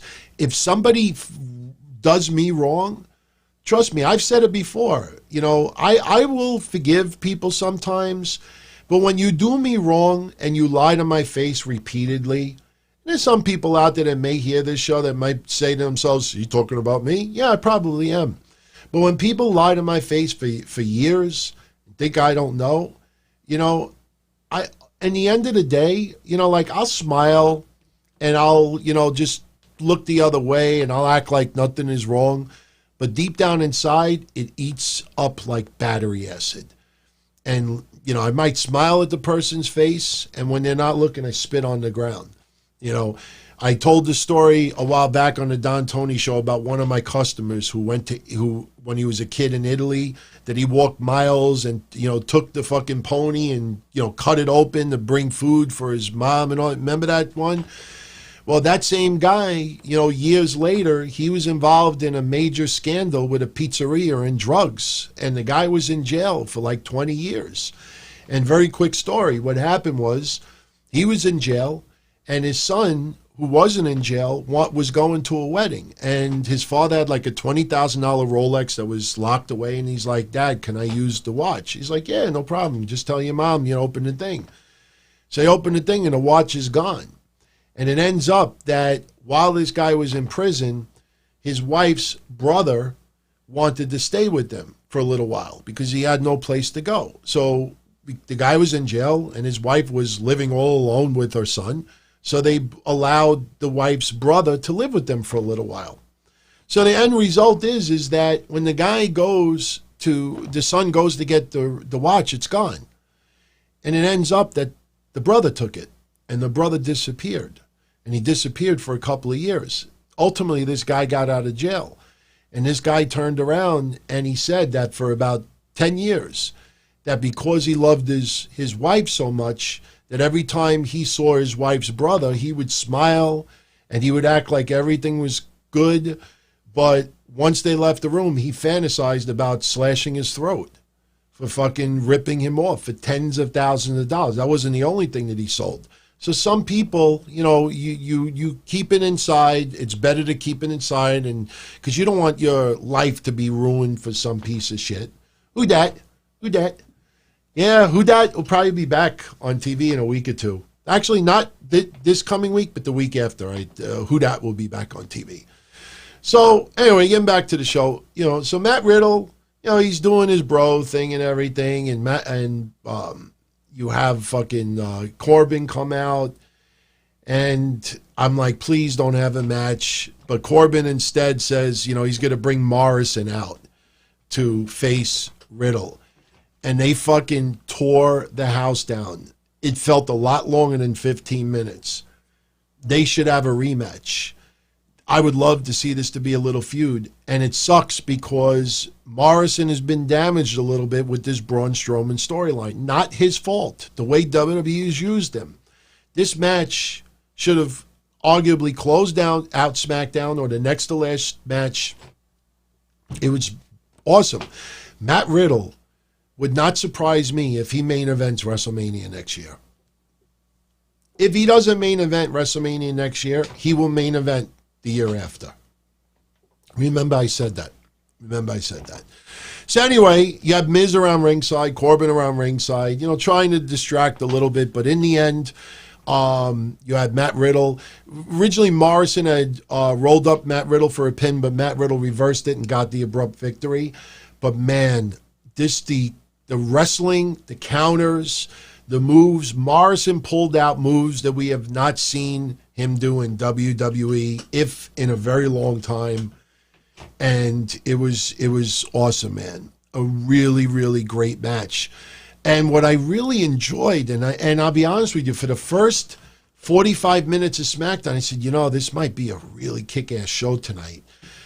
You had AJ Styles come out, and we thought it was going to be a beatdown to Matt Riddle. Then Gulak comes out, and Gulak and AJ Styles are going at it a little bit.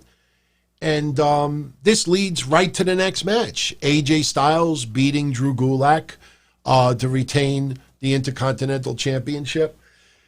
Daniel Bryan looks like he's in quarantine, will not be in the arena, so they did a Zoom.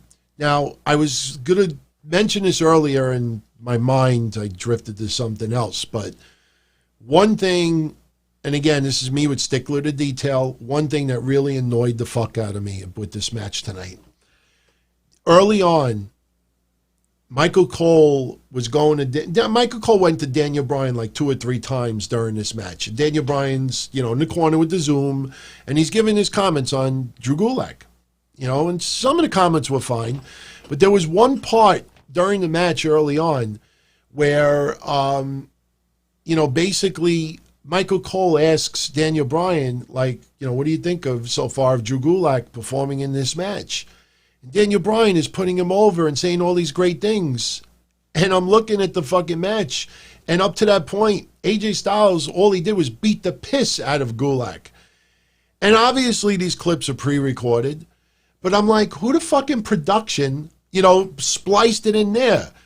It's like if I'm working on my car and somebody, hits me on Zoom, is like, hey, how's everything going in your car? And I'm like, oh, it's wonderful. And then meanwhile, it's on fire, But the match was very good, though. Very good. This match went longer than Riddle and Morrison. Again, I don't think the outcome was a surprise to anyone. There's no way AJ Styles was losing the belt this soon. Maybe we would have thought there would have been some type of fuckery finish, but, AJ Styles is a lone wolf now. Gallows and Anderson are gone. So you really didn't think anybody was going to hit the ring and interfere. So next we had Sasha and Bailey come out and do, in my opinion, this god-awful segment. Making fun of The Undertaker, okay, not a big deal. Talking about how they're the greatest and all that. Look, they have obviously picked up a large amount of the slack with Becky out and Charlotte out. But other people need to pick up the slack too. I've been saying this for 3 years now, that WWE just falls back on the 4 horsewomen. It's the 4 horsewomen and everybody else. I think people are now starting to understand that. There are so many women that they could try to pick up the slack for. But you realize when WWE does not have the confidence that someone could go to the next level, they're not going to waste their time. I mean, I always bring up Dana Brooke. I have nothing against her personally, and I give her an A for effort. She tries, but some people never put it all together. And how many years are going to go by when she says, it's my time, it's my time, it's my time to shine, it's my time, I've earned this, it's my time, I've earned this, it's my time, flex, it's my time, I've earned this, it's my time, and then nothing happens. She gets a couple of fluke wins to give you that suspension of disbelief. Could she possibly win Money in the Bank? No. You don't see them doing anything with a lot of women out there. It's just falling back. And then you have Alexa Bliss and Nikki Cross. I mean, how many weeks in a row we could have Cross and Banks, Cross and Bailey, Alexa and Bailey, Alexa and Sasha, Sasha and Bailey and Nikki and Alexa, Alexa and Nikki and Sasha, I'm sick of it. I'm fucking sick of it. And then you got the pay-per-view, with Bailey and Nikki Cross. But again, to me, the whole part of tonight, their match only went 5 minutes, but the whole part tonight was Sasha wearing Bailey's belt. I don't know if anybody noticed that.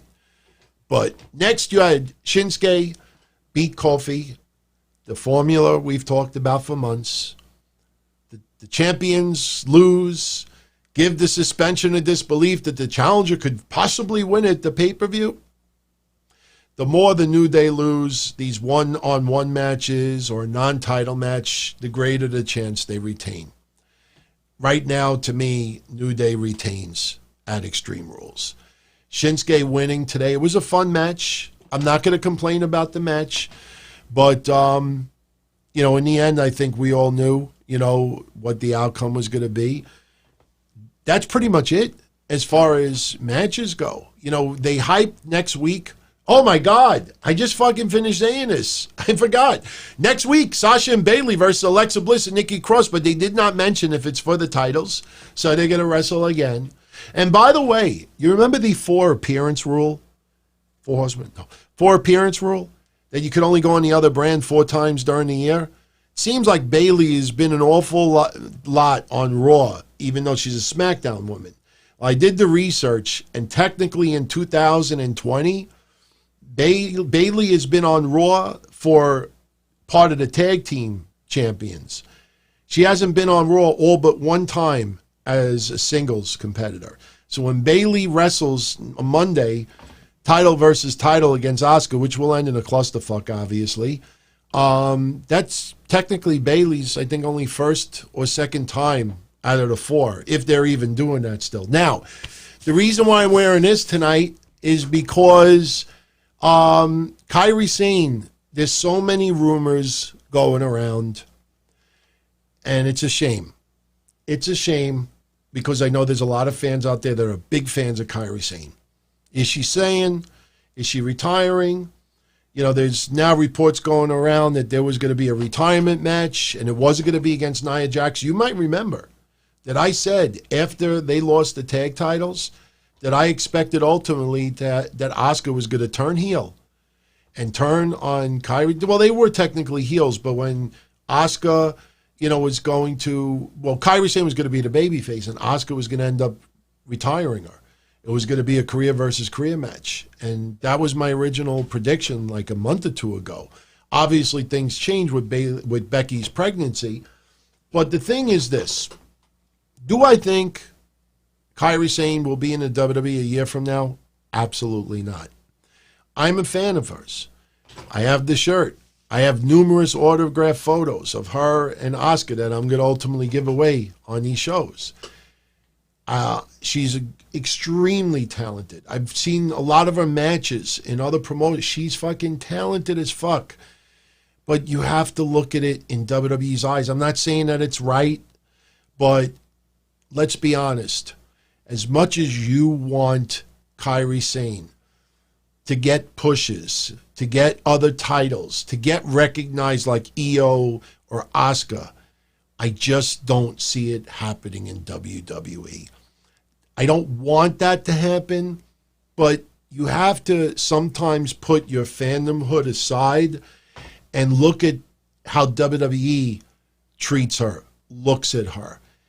WWE, because they don't see the money in Kairi Sane like they did with Asuka, like they did in Io Shirai. And you could just tell, all those weeks that she was not on TV. This is way before they lost the tag belts. This is way before she got injured. WWE kept going to Asuka, The weird thing about it, and I think some people will agree with me on this, when Kairi Sane did that elbow drop on the top rope outside, remember the elbow drop she did? To me, that was the beginning and the end of her WWE career. It felt like she was outshining almost everybody at that time in that feud. And it felt like as soon as she hit that move, it's WWE's like, that's it, we're pulling it back. I don't know if you understand why I say that, but I have a feeling some of you out there will agree with me on that. Like, right after she did that elbow drop, I was like, it feels like they really pulled back. So like I said, I want her to stay. I know she misses her family. I just don't see her staying in WWE all alone. Now, she is advertised for Monday. In case you're not aware of this is going on Monday. Yes, I mentioned the title versus title, but Asuka will be taking on Bailey. And you see Kairi Sane in the corner of Asuka and Sasha in the corner of Bailey. And, if you really are a big fan of hers, appreciate the time that you have with her on WWE television, because I think her days in the WWE are numbered. I really do. I don't want it to be that way, but it just feels that way. You got to look at it. Where do you think WWE is suddenly going to put all this stock and investment in her? I just don't see it. Just don't see it. So, and it sucks. It absolutely does suck. So, but the end segment tonight, Sheamus, tons of liquor in the ring, wants to pay a toast to Jeff Hardy, and Jeff Hardy thinks that Sheamus is just embarrassing him and this and that. And I know a lot of you out there don't like the storyline, but again, Jeff Hardy's comfortable in it. Jeff Hardy is trying to show people, like, this is the public service announcement. There's a champagne glass right in Jeff Hardy's face. Oh, look, think of how great it tastes. Oh, just a little bit. It's not going to hurt you. It's not going to kill you. Like Sheamus is almost being like the Sean O'Hare. And Jeff Hardy not only doesn't take the drink, he pours it on the guy's head. No, I'm not going to drink. That's a public service announcement that, he's stronger than that. So you may not like the storyline, but there's a higher purpose with this. And, then Jeff Hardy just, hits a couple of moves on the bartender, the host, the EC3 lookalike, and that's how they go off the air. So I tell you, it was not a bad episode of SmackDown, but, man, I think hour 1 should have been hour 2. So for those that do watch Impact on Access, just make a little programming note. Ringo Starr turns 80, and Access TV, I guess, is doing a little special for Ringo Starr. So Impact this coming week will actually air at 9 p.m. instead of 8 p.m. So just make a note of it in case you turn on Impact Wrestling and you see Ringo Starr, blowing out 80. And Twitch also, same thing. Twitch starts at 9 o'clock. So there you go. I heard that Brie and Nikki Bella's mom, Kathy, had successful brain surgery. So I know that a lot of you out there are fans of the Bellas and the mom. So keep her in your prayers for sure. And, I wanted to throw this out there since a lot of people got a kick out of it last time. I had a few people that wanted to challenge me on it. So I said, why not, since we're bringing up the Bellas. Remember I said I had this oddball autographed item? This is Brie Bella's writing, and this is Nikki Bella's writing over here, and that's actually their lipstick kiss. And there's even a sticker on the back of Brie and Nikki, and there's autographed photos inside. Someone gave this to me a while ago. And it's even PSA authenticated. So we may give this away in the near future. But a few people out there said, do you really have any proof that they signed this? Well, I went into the hard drive and I just accidentally turned it off. It's over here. Okay, here. You can check it out. So there you go. There you go. You could see, you could see right at the beginning, she's drawing it. So yeah, you could see, it's the real thing. Wasn't a fake. So I just thought you all would get a kick out of that. So anyway, before we go, we wrap it up. Now look, I don't need to spend 20 minutes on this story. We only have to spend about 5 minutes. Back in 2005, WWE was going to do ECW One Night Stand. Here in the Northeast, they were going to do Hardcore Homecoming. This was going to be the unofficial ECW reunion show. Shane Douglas was doing it, running it. I think Jeremy Borash was involved and someone else. All right, long story short. Shane Douglas got in touch with the Mass Maniac and asked the Mass Maniac for my phone number. Shane Douglas wanted me to do the bus trips for Hardcore Homecoming because when I used to do the XPW bus trips, about half of the audience that would go to Philly that you see in the ECW arena were from my bus trips. I had some knack of always filling up 2-3 buses easily. So he called me. I said, yes, I'll absolutely do it. So I started advertising that I was going to do the bus trips for Hardcore Homecoming ECW reunion show. So now I told this story before, but what's cool about now is now I actually have video that I can actually show you things. So I went to the hard drives and I actually pulled a little bit of history that you might get a kick out of. So I started advertising on my website in 2005, ECW reunion show, the bus trips. Just bus trips, not trying to sell anything else. Well, I got treated in my mail to a 2-page letter. And I am showing it to you for the first time. I blocked out the person's name in the right-hand corner because I don't want that person's email or name or being exposed or anything. Funny thing is, when you see the second page, you might try to figure out who the name is, but here is the letter that I received on March 10th, 2005. I got this in the mail. It scared the shit out of me, but there's something else I'm going to show you after that you're going to think is really fucking cool. So I get this legal letter. Now, I remember Mike Johnson and a few others who could not stand my guts. They were reporting this, that I was threatening, the WWE was threatening a lawsuit on me. They sent it to me, to my house, and it says, "Dear Mr. de Blasio, as you may be aware, WWE is well known for its production and broadcast of live, televised, and taped professional wrestling entertainment events.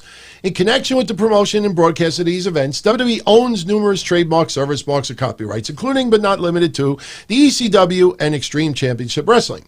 WWE alone has the exclusive right to exploit its trademarks as a premier provider of wrestling entertainment services. WWE has established substantial and valuable goodwill in its trademarks. WWE has become aware that you are using the ECW trademark and logo to promote a June 10, 2005 bus trip. Your use of WWE intellectual property to promote the upcoming bus trip is unauthorized and likely to create confusion and a false association with WWE and thus constitutes trademark infringement. In addition, WWE as a trademark holder can institute a civil action for trademark infringement, trademark dilution, and unfair competition, seeking permanent injunction relief, damages, counsel fees, and costs." Now I'm shitting bricks because I'm saying to myself, wait a minute. I don't have to hire a lawyer. I just want to do a bus trip. So I get that legal letter. All right. So now, you know, I'm Italian and I'm from my neck of the woods. You don't rat on people. You don't stab people in the back. People stab you in the back. You smile in their face. And then when the time is right, you fucking get them. I'm not going to do any violence on anybody, but some people will get theirs in due time. Maybe in 2021. Some people know what I'm talking about. So anyway, the reason why I bring that up is I start reading the demands that WWE wants from me. Check out these demands, because I've never brought this up before. They wanted me to be a rat. They wanted me to be a fucking rat. So this is what they demanded that I do. That I agree not to use ECW, Extreme Championship Wrestling, and Extreme in connection with your June 10, 2005 bus trip. All right, no big deal. Agree not to use any trademark or logos that may be confusingly similar to WWE's trademarks. Okay, no big deal. Immediately remove all ECW trademarks and logos from promotional materials on my website. All right, no problem. Immediately provide WWE with the names, addresses, and telephone numbers of the promoters and other people responsible for the reunion show. As soon as I read that, I said, fuck you. No fucking way. They want, and trust me, like I said, from my neck of the woods, I know what a rat is. And they wanted me to rat out and give them the names of everybody that was doing the fucking show. So now I got to zoom into this because I want to prove a point. Oh, and by the way, if you go back, here's the signature. All right. Now I just, I blackened it out, so I just thought people would get a kick out of it. So now here's the thing. Now I'm pissed off. I would never be a stooge. If you notice, I'll confront people and I'll expose people, but I'm never a fucking rat, never a stooge. I've had so many people in wrestling tell me stories and I've witnessed things over the years that you will never ever hear come out of my mouth, even after they're dead. But now I get this letter. They want me to do all this stuff. Now, what do? If I answer the letter and I don't give them the names, are they going to try to sue me? I'm by myself. I don't want to be sued. I don't want to get a lawyer. So here's what I think is so fucking cool. All right. Because there's a little part of it that nobody ever thought about before. Nobody saw. Look at the date of the letter again. Shit. Here's page 1. The letter is dated March 10th, 2005. I got it overnighted to me. I think I got it on March 11th. It was either March 11th or March 12th. So I'm thinking to myself, how do I get my ass out of this situation? So remember, the letter's dated March 10th. So you know what yours truly did? Look at the date. 3 days later. Not a week, not a month, but 3 days later, I go on the trademark website and my mind is going crazy and it's, just really like rambled. And I'm like, hey, I just thought of something. I've been a fan of ECW.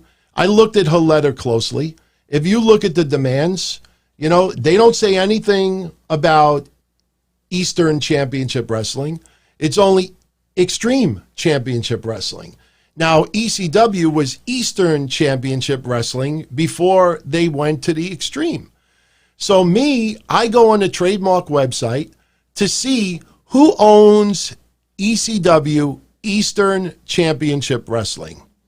And what I find, and I don't have this screenshot with me, but what I find is that Todd Gordon of ECW, owned the trademark for ECW, Eastern Championship Wrestling. In 2005, he had abandoned it. ECW was out of business. WWE was only focused on Extreme. So Todd Gordon never kept the trademark. So 3 days after that legal letter is sent to me, I go on a trademark's website. I'm trying to figure out how do I get around this. And I look up Eastern Championship Wrestling, and I see Todd Gordon abandoned it. I said, okay, I'm going to buy the fucking trademark. So I bought the fucking trademark for Eastern Championship Wrestling on March 13, 2005. And after it got approved, I went back to WWE. I went back to the person who sent me the letter. And I said, listen, I'm not trying to be a jerk. I said, but here you go. I own the trademark for ECW, Eastern Championship Wrestling. Can I use that for my bus trip? And the person at WWE said to me, he says, honestly, I got to hand it to you. I have no problem with that. You could do it. So now I paid like $600. I own the trademark.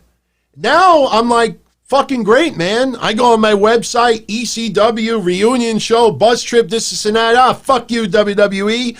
I own the fucking trademark. You see, you want to put one over on me? I fucking put one over on you. You want to threaten me to rat people out and this and that? I fucking bought the trademark. 3 days later, I got it done. There's people online that take them years to try to trademark stuff. I got it in 3 days. Guess what happens? This floats around everywhere. The block he owns ECW. I get a phone call from Todd Gordon's lawyers. I'm expecting him to say, wow, could we use the name also so we can plug a couple of things too? You know, that was pretty cool for you to do. I spent $600 of my own money and bought the trademark so I could advertise the bus trips the right way. So the Hardcore Homecoming show can actually have ECW logos on it, just not the Extreme ones. Todd Gordon's lawyer says to me that if I don't abandon that trademark, that they're going to sue me. And I said to him, I said, sue me for what? I said, I bought the trademark so I could fucking advertise the bus trips the right way. I'm trying to help the bus trip. While I'm doing this, Mike Johnson, this fucking, he's pushing his own bus trips. And he starts writing on his goofy website, and I got to actually put it up one day. I got to get the screenshots because I got them saved on my old hard drive. He says, this is the only official bus trip for the Hardcore Homing shows. So not only does Shane Douglas approach me and he wants me to do this, not only do I get threatened of lawsuits from WWE, not only do I spend my own money 3 days later and get that trademark, but Todd Gordon, that prick, who was so embarrassed that he abandoned the trademark and somebody else grabbed it, that he would not let anybody else have it. So after that happened, I said, you know what? Fuck this. I didn't do the bus trips. I didn't do anything with Hardcore Homecoming. I fucking kept the trademark. And then in April of next year, when it was time to basically send more paperwork, I said, fuck it. I don't want it no more. So I abandoned the trademark. And do you know after I abandoned the trademark, he never renewed it. It's abandoned. The trademark is dead right now. The guy just would not allow anybody else's name beyond it. The guy called my office, and I expected to get like a thank you. Or like, wow, you know, my God, you get a WWE letter, and within 72 hours, your mind tells you to fucking buy this trademark, and WWE says it's okay? And that's the bullshit that I got. So I know I have told this story before, but you never got to see the legal letters before and the screenshots and other things that I could pull as well. I just haven't had the chance to do so. But yeah, Ben, Todd Gordon, you know, he was an absolute asshole towards me. And the funny thing is that I've been a diehard ECW fan since day one. I got crazy ass shit to this day that I would never part with. And all I wanted to do was get as many people to the Hardcore Homecoming show.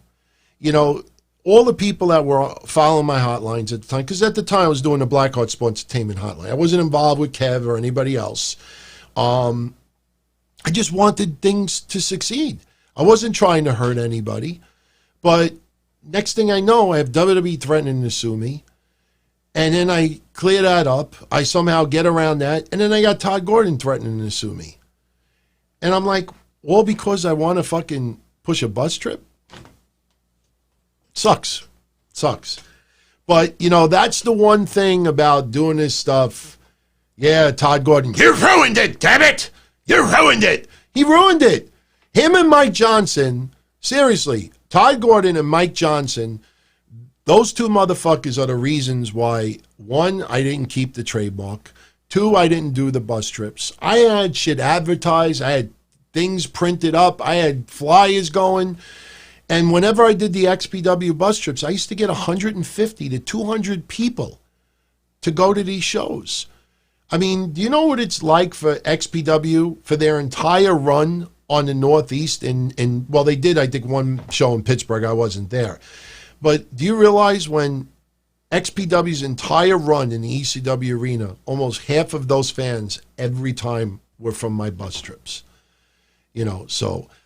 You know, I love that I get to tell these stories. I know for some of you out there, it's been told multiple times. But now I have a different aspect. I could actually now show you things. And you have seen, for the first time, the legal letters from WWE. I have other legal letters. You know, I've been threatened in other ways as well, and we got to pull them out of the hard drives. No, Mini Man, I've never fallen in love with a whore by accident. I don't even know why you would ask me that, but the answer is no. But, yeah, in the very near future, in fact, I think next week, I might, I don't know if I'll have it by next week, but either next week or the week after, I'm going to pull a whole bunch of shit out of the hard drives from when XPW was coming to Philly. Because as I showed you on Wednesday, I was the one getting the promoter's license for XPW to run in Philly. And I have some recorded stuff from Shane Douglas talking to me. Nothing, you know, I can't play. I have stuff where voices were scrambled, confronting like all of it. I got some whacked out shit saved in my hard drive that I've never been able to make public because I never did video before. So, Ray, I actually interviewed Rob Van Dam on my hotline once back in the day. And my old Blackheart Sports Entertainment hotline intro had Rob Van Dam in it. So, you know, we actually had some pretty cool people on that intro. And it was awesome back in the day doing a hotline. The Blackheart's hotline, this from, I'd say, 1999 to 2002 was probably my three favorite years doing hotlines, even shows. Because at that time, the hotline was the number one hotline in the nation.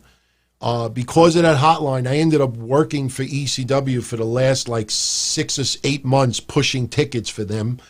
That's why if you see some of the New York pay-per-views at the very end of their run, you'll see me sitting front row every time. Because, you know, they gave me front row tickets in return. And you know the stories with the heroes and everything else. But it was the hotline that got me that little thing, because they called me up and like, hey, you want to push tickets through your hotline? You know, we'll you know, we can't give you money, but we'll give you front row tickets and we'll give you some extra tickets if you want to sell them and keep the cash. That's fine. And I'm like, yeah. So, you know, doing some stuff, you know, at the very end, you know, I thought it was great, man. Anthony Diaz, fuck, marry, kill, Mike Johnson, Todd Gordon, and the WWE lawyer. Well, the WWE lawyer was female. And she actually does not work for WWE anymore. So I didn't want to put her name out there because she doesn't work for them anymore. I know on that page 2, it looks like, and I did this on purpose. Yeah, I'm not going to lie. If you look at page 2, you see the yellow whited out. I purposely left the first 2 letters of the first name and part of the last name. And I figured I'd do that just to be funny in case anybody thinks that's Stephanie McMahon, you know. But Stephanie McMahon was never an associate counsel. So this was a woman that used to work in the legal division for WWE, but she was actually, in all fairness though, she was actually really cool with me about this. I was on the phone with her and I told her the deal. I said to her, I said, look, I can't give you names and stuff like that. And she's like, well, you need to do these other things. So I could have just cowed down and put my tail between my legs and remove everything and say, sorry, please don't sue me. I was like, nah, man, you know me. I got to fucking go trademark it. I got to, no. That's why I even considered that competition. I love competition. That's why I can't debate on Mondays, because debates will get vicious. I drool. When I have the opportunity to debate Mish on Patreon, I get excited because I know he is going to go hard and heavy on shit with me, and he will not let up. We have two totally different views on things in the world, even stuff with wrestling, and we go hard and heavy with that. But I considered this legal stuff, I thought of it as competition. Like, okay, I'm going to get the last fucking laugh out of this. Ultimately, Todd Gordon and Mike Johnson got the last laugh out of it. But I was like, no, man, I'm not ratting nobody out. In fact, I'll do one better. I'm going to go trademark it. I actually was thinking about trademarking it anyway, just to fucking trademark it. I can, but I just, trademark fees have gotten a lot more expensive in the last 15 years. But so this one, I would not have sex with either Mike Johnson or Todd Gordon, so I would have to kill them both. But I would either marry or, the lawyer. She was, again, she was a nice lady, so I really can't say anything bad about her. But, look, I just figured you'd get a kick out of, not only me bringing up the story again, but you actually get to see some stuff. Because, look, one thing that is, I think, a good thing about me, but a bad thing about me, without a doubt. There's so much fake out there in the world, social media especially. There's so much fake and fraud that I don't ever want to be accused of that. You got a lot of wrestlers right now that are petrified of being accused as sexual abusers. I don't worry about that. I never sexually abused anybody. I was never nice looking enough to even be able to be in that position, But the point is that, the one thing, if they're scared about being outed or accused of sexual abuse, it's the same with me as far as being accused of being a liar.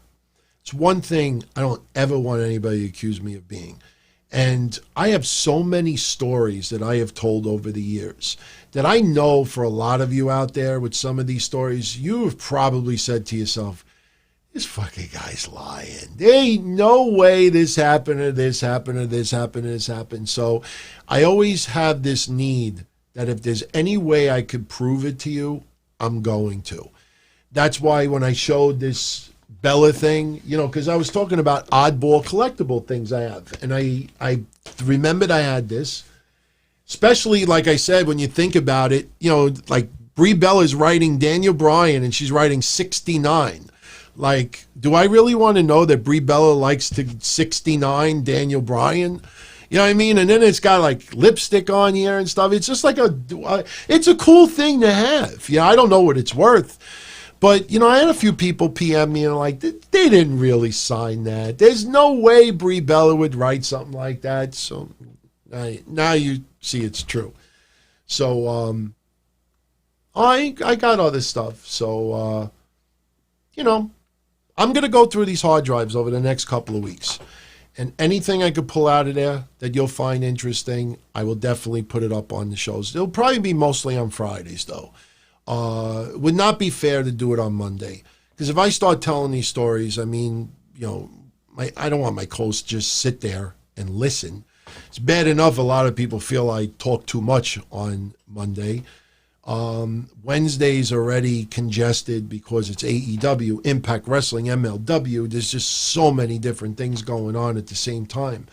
So, Wednesdays is kind of tough. But I think Fridays is probably the night to do it. So, with that said, I think we are done. I'm looking, and I don't see that I have anything else really to get into. Okay. I guess there's two other things. Sting, kind of teasing on Twitter. of one more match against The Undertaker. What happened was somebody found a picture of Sting on a motorcycle, I think from 1993 or 94. I think it might have been 94. It was either 94 or 95. Sting on a motorcycle, might have been in New York City, and somebody said, who wants to ride with Sting? And Sting, in response to that tweet, he actually wrote, who wants to take a last ride with Sting?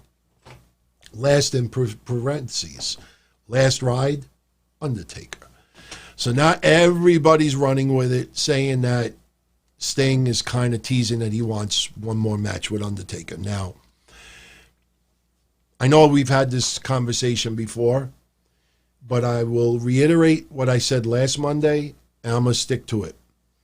Do I think The Undertaker is officially retired right now? Absolutely. Do I think The Undertaker could return for one more match? Absolutely. This is not going to be a Shawn Michaels situation. Number one, if Saudi Arabia really wants this guy and pays big money for it, Undertaker will be in Saudi Arabia. Be interesting if Sting versus Undertaker would have happened in Saudi Arabia, but I don't think so. I think that if Sting versus Undertaker happens, it should be a cinematic performance. I think it's no different than them performing in a movie. CM Punk was in a movie recently. So if Sting and Undertaker end up in a movie, you know, what's the difference? If they do a cinematic match against each other, or if blah, blah, blah films hire them separately to do different films. Oh, Sting is going to appear in the upcoming motion picture, blah, blah, blah, blah. Or Undertaker, he will make his movie return, because he's made some cameos, and blah, blah, blah, blah, blah. So what's the difference? So do I think in my gut Undertaker is 100% retired? I think because of COVID, because of all the hype of what's going on, because of Vince McMahon, that I truly believe Undertaker wants everybody to believe he's retired, and is technically retired. But if you ask my honest opinion, there is no question in my mind, unless something physically happens to him outside of wrestling before then, that the hype of Undertaker having one more match will be a huge, huge deal. So I truly believe that when they did this whole documentary with him at the end, you know, saying that that's it, the last ride. Look, that WrestleMania night, I said, I don't think Undertaker could go out any better than this. Leaving on the motorcycle, it doesn't get any better. But I also think about the time he left the clothes in the ring when you face Roman Reigns. You leave your outfit in the middle of the ring, that's pretty much telling everyone that my career is done. I'm leaving in the ring, and I walk off. People were crying. You know, they weren't crying simply because they were tired. Hey, we go home, it's late. No, they were crying because they believed that that was it. You leave your fucking clothes in the ring. It's not like, oh, it's hot, I don't feel like carrying it. That was a symbol. So I think Undertaker will return for another match, because the hype of the one more match, because you know for a fact, especially the way he went out with the Boneyard, and we all loved it, even though I liked the Wyatt Cena better. We loved it so much. Why would we object? For every person, if there's a rumor that comes out next year that, or the year after, that Undertaker and Sting may have a Boneyard match, for every person online, a Debbie Downer, complainer, that writes, you liar! You said no more match, you retired. For every one person that does that, you'll have 10 people that say, oh man, yeah, one more fucking match, man. The Boneyard was so good. One more. And WWE will realize that. So it didn't cost them a crazy amount of money too. So Undertaker will be back for one more match, unless something seriously goes wrong health-wise. So please, everybody, before you go, hit the thumbs up if you enjoyed the show. See, about 25% of you have done that. Doesn't cost anything. And if you enjoyed the show, like I said, it helps me get a little bit more exposure elsewhere. I know there's some people out there that still have this bitter feelings that I went video, like I hurt people or stuff like that. And like they'll still check out the shows, but they won't say it publicly or won't tell me, or they won't like anything and this, that. I don't know if I could say this enough. If I stop doing video, I'm done with everything. That's it. So, if anybody out there, again, I do these because you enjoy them and because I enjoy doing them for you. I have no obligations to anybody but our loyal friends and family out there, our Patreon family, all of you here on YouTube. And that's who I do it for. I do it for all of you, YouTube, Patreon, and that's it. I don't do it to spite anybody. Trust me, I put in almost 40 hours a week with this stuff. About 11, well, not as much this week. I have made a concerted effort to organize the shows more. So, this week I think we did I did about 11 hours of podcasting, or maybe 12. But as far as prep, I only had to put in maybe like 10 hours. So I ended up doing about 20. If I could keep it under 20 hours a week between the work and uploading, doing the shows, that would be awesome. The only thing that sucks is I can't put the air conditioner on. Tell me if this is loud. I'm curious. I'm going to shut it right off, but I want to know if you guys could hear this. I mean, maybe if I stop talking, you'll hear it, but I'm curious if you can actually. And thank you, everybody who is hitting the like button now. I don't want you to like it if you don't like it. But hang on a minute. Let me know if you hear that. I'm curious. Because like I said, the one thing, because I have lights, I have 3 big lights on right now, and they let off so much heat. All right, yeah, so some people say they could hear it, some people they can't. If I keep talking, you probably really don't hear it all that much. But tonight's not all that bad, because what I've been doing the last couple of weeks is about a half hour before I go live, I turn the air conditioner on and I close the door. I keep the lights off. This way this place turns into an icebox. Then when I go live for probably about the first half an hour, 45 minutes, it's nice and cool in here. But then after a while, it starts to warm up. I start to sweat. And so, all right, hey, if you guys say that you can't hear nothing right now, then at least I know I could get away with the air conditioner once in a while. I mean, when we get like 90 and 100-degree days and I got to do a show, if I could keep that on in the background, man, that would be paradise for yours truly. Because, I sweat bullets in here sometimes. But, so everyone, I want to thank you all for tuning in. How many subscribers we got? Well, right now it says 12:27 a.m. It says live, so it doesn't show right now. I think we're like around 12,700, somewhere around there. So, look, if you enjoy the channel, subscribe. I don't know what the deal is with notifications, like when future shows go on, because I notice other podcasters that I'm friends with, they all complain that their followers don't get notifications that they're going to be appearing live.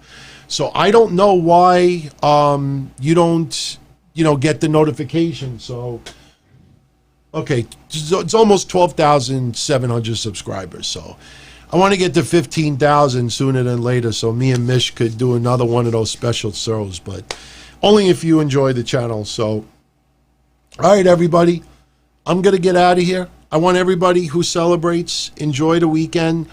Again, I know with the current things going on in the world, the tragedies that we have seen, police abuse and a lot of racial tensions and COVID and just people on just thin ice. I mean, just not just physically, but emotionally. There's a lot of people that are really having a tough time right now. And man, my neck of the woods, what they did to the restaurants, you have no idea, man.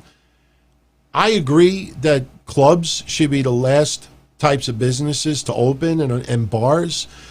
But the problem is, July 6th, we were supposed to go to stage 3 here in my neck of the woods. Restaurants would be allowed to have like 50% capacity inside their establishments. And I heard that they're now postponing the restaurants doing this.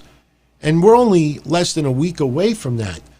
I could tell you firsthand that you have restaurants in my neck of the woods that bought like hundreds of pounds of meat and other stuff to be ready for their grand reopenings July 6th. People in my neighborhood are ready to go, this and that. Now, I know what a lot of you are going to say, oh, people want to go out to dinner. There's more important things in this world. But just imagine a restaurant that just bought 100 pounds of meat, prepared for next week, and now, because of other states having all these upticks because they didn't stress the masks enough for the last couple of months, what are they supposed to do now? You can't just simply freeze everything. Some of these restaurants that charge big time top prices for this, they're not going to be able to sell all that on takeout or curbside delivery. I had one restaurant in my neighborhood today, because you're allowed to do this now. They actually were in the street. They actually took where parking spaces are, and they actually put up tents, and they were serving people in the street. And I drove by that. I actually got to, you know what? Maybe tomorrow I'm going to videotape a little of it, and I'm going to show it to all of you. It's so dangerous. There's cars literally stopped at a red lights, like right next to them. First of all, the carbon monoxide coming out of the tailpipes, it's literally right next to where the tables were. It blew me away what I was seeing. But all you need is one car to like not be paying attention or texting or something, and goes in the lane that used to be there, but now there's tents put up so people could eat. That's a tragedy waiting to happen, man. That's a tragedy. Brandon Foley. Brandon, what's going on, man? Brandon, oh my God. If that's you, I'm going to send you a private message, show you my friend Joey that I am childhood friends with. He looks identical to you. Holy shit. If you would have posted as my friend right now, I would have thought that was him. Seriously. But that's cool. This weekend, I'm going over to the parents' house.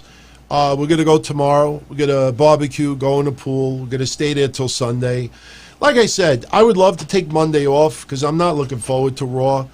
But again, if I don't do the show Monday, then there's not going to be a show. So show must go on. So we're going to stay until Sunday, and then maybe we'll stay there overnight Sunday. But, remember, every Tuesday I go see my parents anyway. So, but that's what we're going to do. We're going to barbecue and just, watch the fireworks. You might remember, it wasn't last year. It was the year before. I went to my parents' house for the 4th of July, and I streamed live for about 45 minutes, all the fireworks that were going on right in front of my house. So, yeah, we'll see. Ben, Mish can't cover on Monday. He's in Chicago right now. He's getting more of his belongings and stuff like that. So, that's not a possibility, but it's all good. It's all good. So look, if the fireworks go down tomorrow night like they have in the past, something tells me they're probably going to be even more, prevalent because people are just looking for a reason, just to like a release. I think that's the best way to put it. People are looking for a release, just to have some type of release of normality. So if it looks pretty cool tomorrow, yeah, I'll definitely, yeah, Adam remembers it. I'll put up the stream. I'll make sure my phone is charged 100%, and I'll stream for like an hour of the fireworks. Beautiful stuff, and yeah, we'll see what happens. But I want everybody to enjoy the weekend. Stay safe. Even if you're in an area where it's not, very serious with COVID anymore, if you wear a mask, seriously. It's become second nature for me. I've actually had to go through different mask companies to find the right ones that are comfortable, that fit around, my ears and my head. I got a big head. I know people are like, yeah, you got a big head, for that's for sure. But no, physically I got a big head too. And sometimes I put these masks, the N95s, the N95 masks are the golden jewel. You get an N95 mask, like, how people sometimes get mugged for sneakers? I think people would get mugged for N95 masks. I put one on with the double strips. I took it off, and there were rubber band marks on my face. It was so tight. And I'm like, I can't wear these. N95 masks, I think they made them for, like, children or, like, very skinny anorexic people, because I put it on my head, and it was just like, I'm not kidding, it was like this. Like it was pushing me back. Like my eyes were like this. It fucking hurt. And then I was like, the hell with that. So I got these KN95s that have the little valve that, the filter. Those are nice because when you breathe in the mask, I don't know about you, but I've said it before. If I breathe in the mask for a couple of hours, after a while, it smells like a horse. Seriously, it smells like a horse, like from a farm. Like you would think that I was in a barn. It smells like a horse. And the filter allows a lot of your breath to filter through. So, it keeps it cleaner and it smells nicer. And they hurt the nose too. See, they have ones. I should have brought like one or two in here, but I don't have them handy. But, I like that you could actually bend it and position it and this and that. But it just sucks how people really like how much they're charging for these masks. I mean, now I could get them for about $4 a piece. But, for a little while, they were charging like $8 for a mask. And it's not even like hospital grade. And Amazon did a very poor job trying to stop people who were price gouging. You go on there late at night. You want to see something funny? Go there late at night. You might even be able to see it now. Type in Clorox wipes or Lysol wipes. There's a guy in Jersey called Super Deal. And you see that he has truckloads of this. And he'll put them on sale on Amazon for like $9.99. I don't know how this guy has not been arrested and why Amazon has not pulled his account.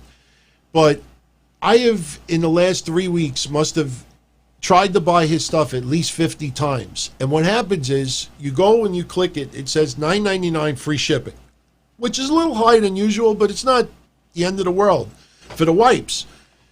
I put it in my cart. It says $9.99 free shipping. When I go to check out, all of a sudden the shipping says $39.99 on it. So it's like eBay, what some people do on eBay. They'll sell something for $5 and they'll put $60 shipping. So you got to see. You got to see. So the price gouging is a little out of control. But, you got to do what you got to do. So, but anyway, everyone on the way out, if you enjoyed the show, a little thumbs up would be great. I'll be back here on Monday for the DTKC show. I hope everybody enjoys the holidays. Stay safe. And most important, too, if you're lighting fireworks, it's common sense, but I think a lot of people didn't think about it. When you're lighting fireworks, don't use hand sanitizer. Hand sanitizer has anywhere from 60 to 85% alcohol. So that's all. I'm expecting already on Twitter videos from the weekend of people lighting like bottle rockets of fireworks with hand sanitizer in their hands, and their hands are going to go on fire. It's going to look like a Japanese hardcore match with Terry Funk and Mick Foley. So be very careful. Yeah, and don't do a Jason Pierre-Paul. I don't want you to go on the show and you think you're doing a Jimmy Snooker symbol, but that's because your two fingers were blown off, not because you love everybody. So, all right, everybody, I'm out of here. Be well, and I'll catch you all again Monday for the DTKC show. Thank you for the support, as always. Much appreciated. Hope you enjoyed the episode. I'll talk to you all soon. Ciao. Son, oh my. It was fun to channel surf. It was kind of hard to do a little pocket pool after you hitting the last channel button 50 times for 2 hours plus. Son, oh my. And his whole idea of overanalyzing, he's an alcoholic and he misplaced the belt. And how could you have someone champion like that? The fuck out of here. Wednesday night. Dynamite. You can have fun. You really are.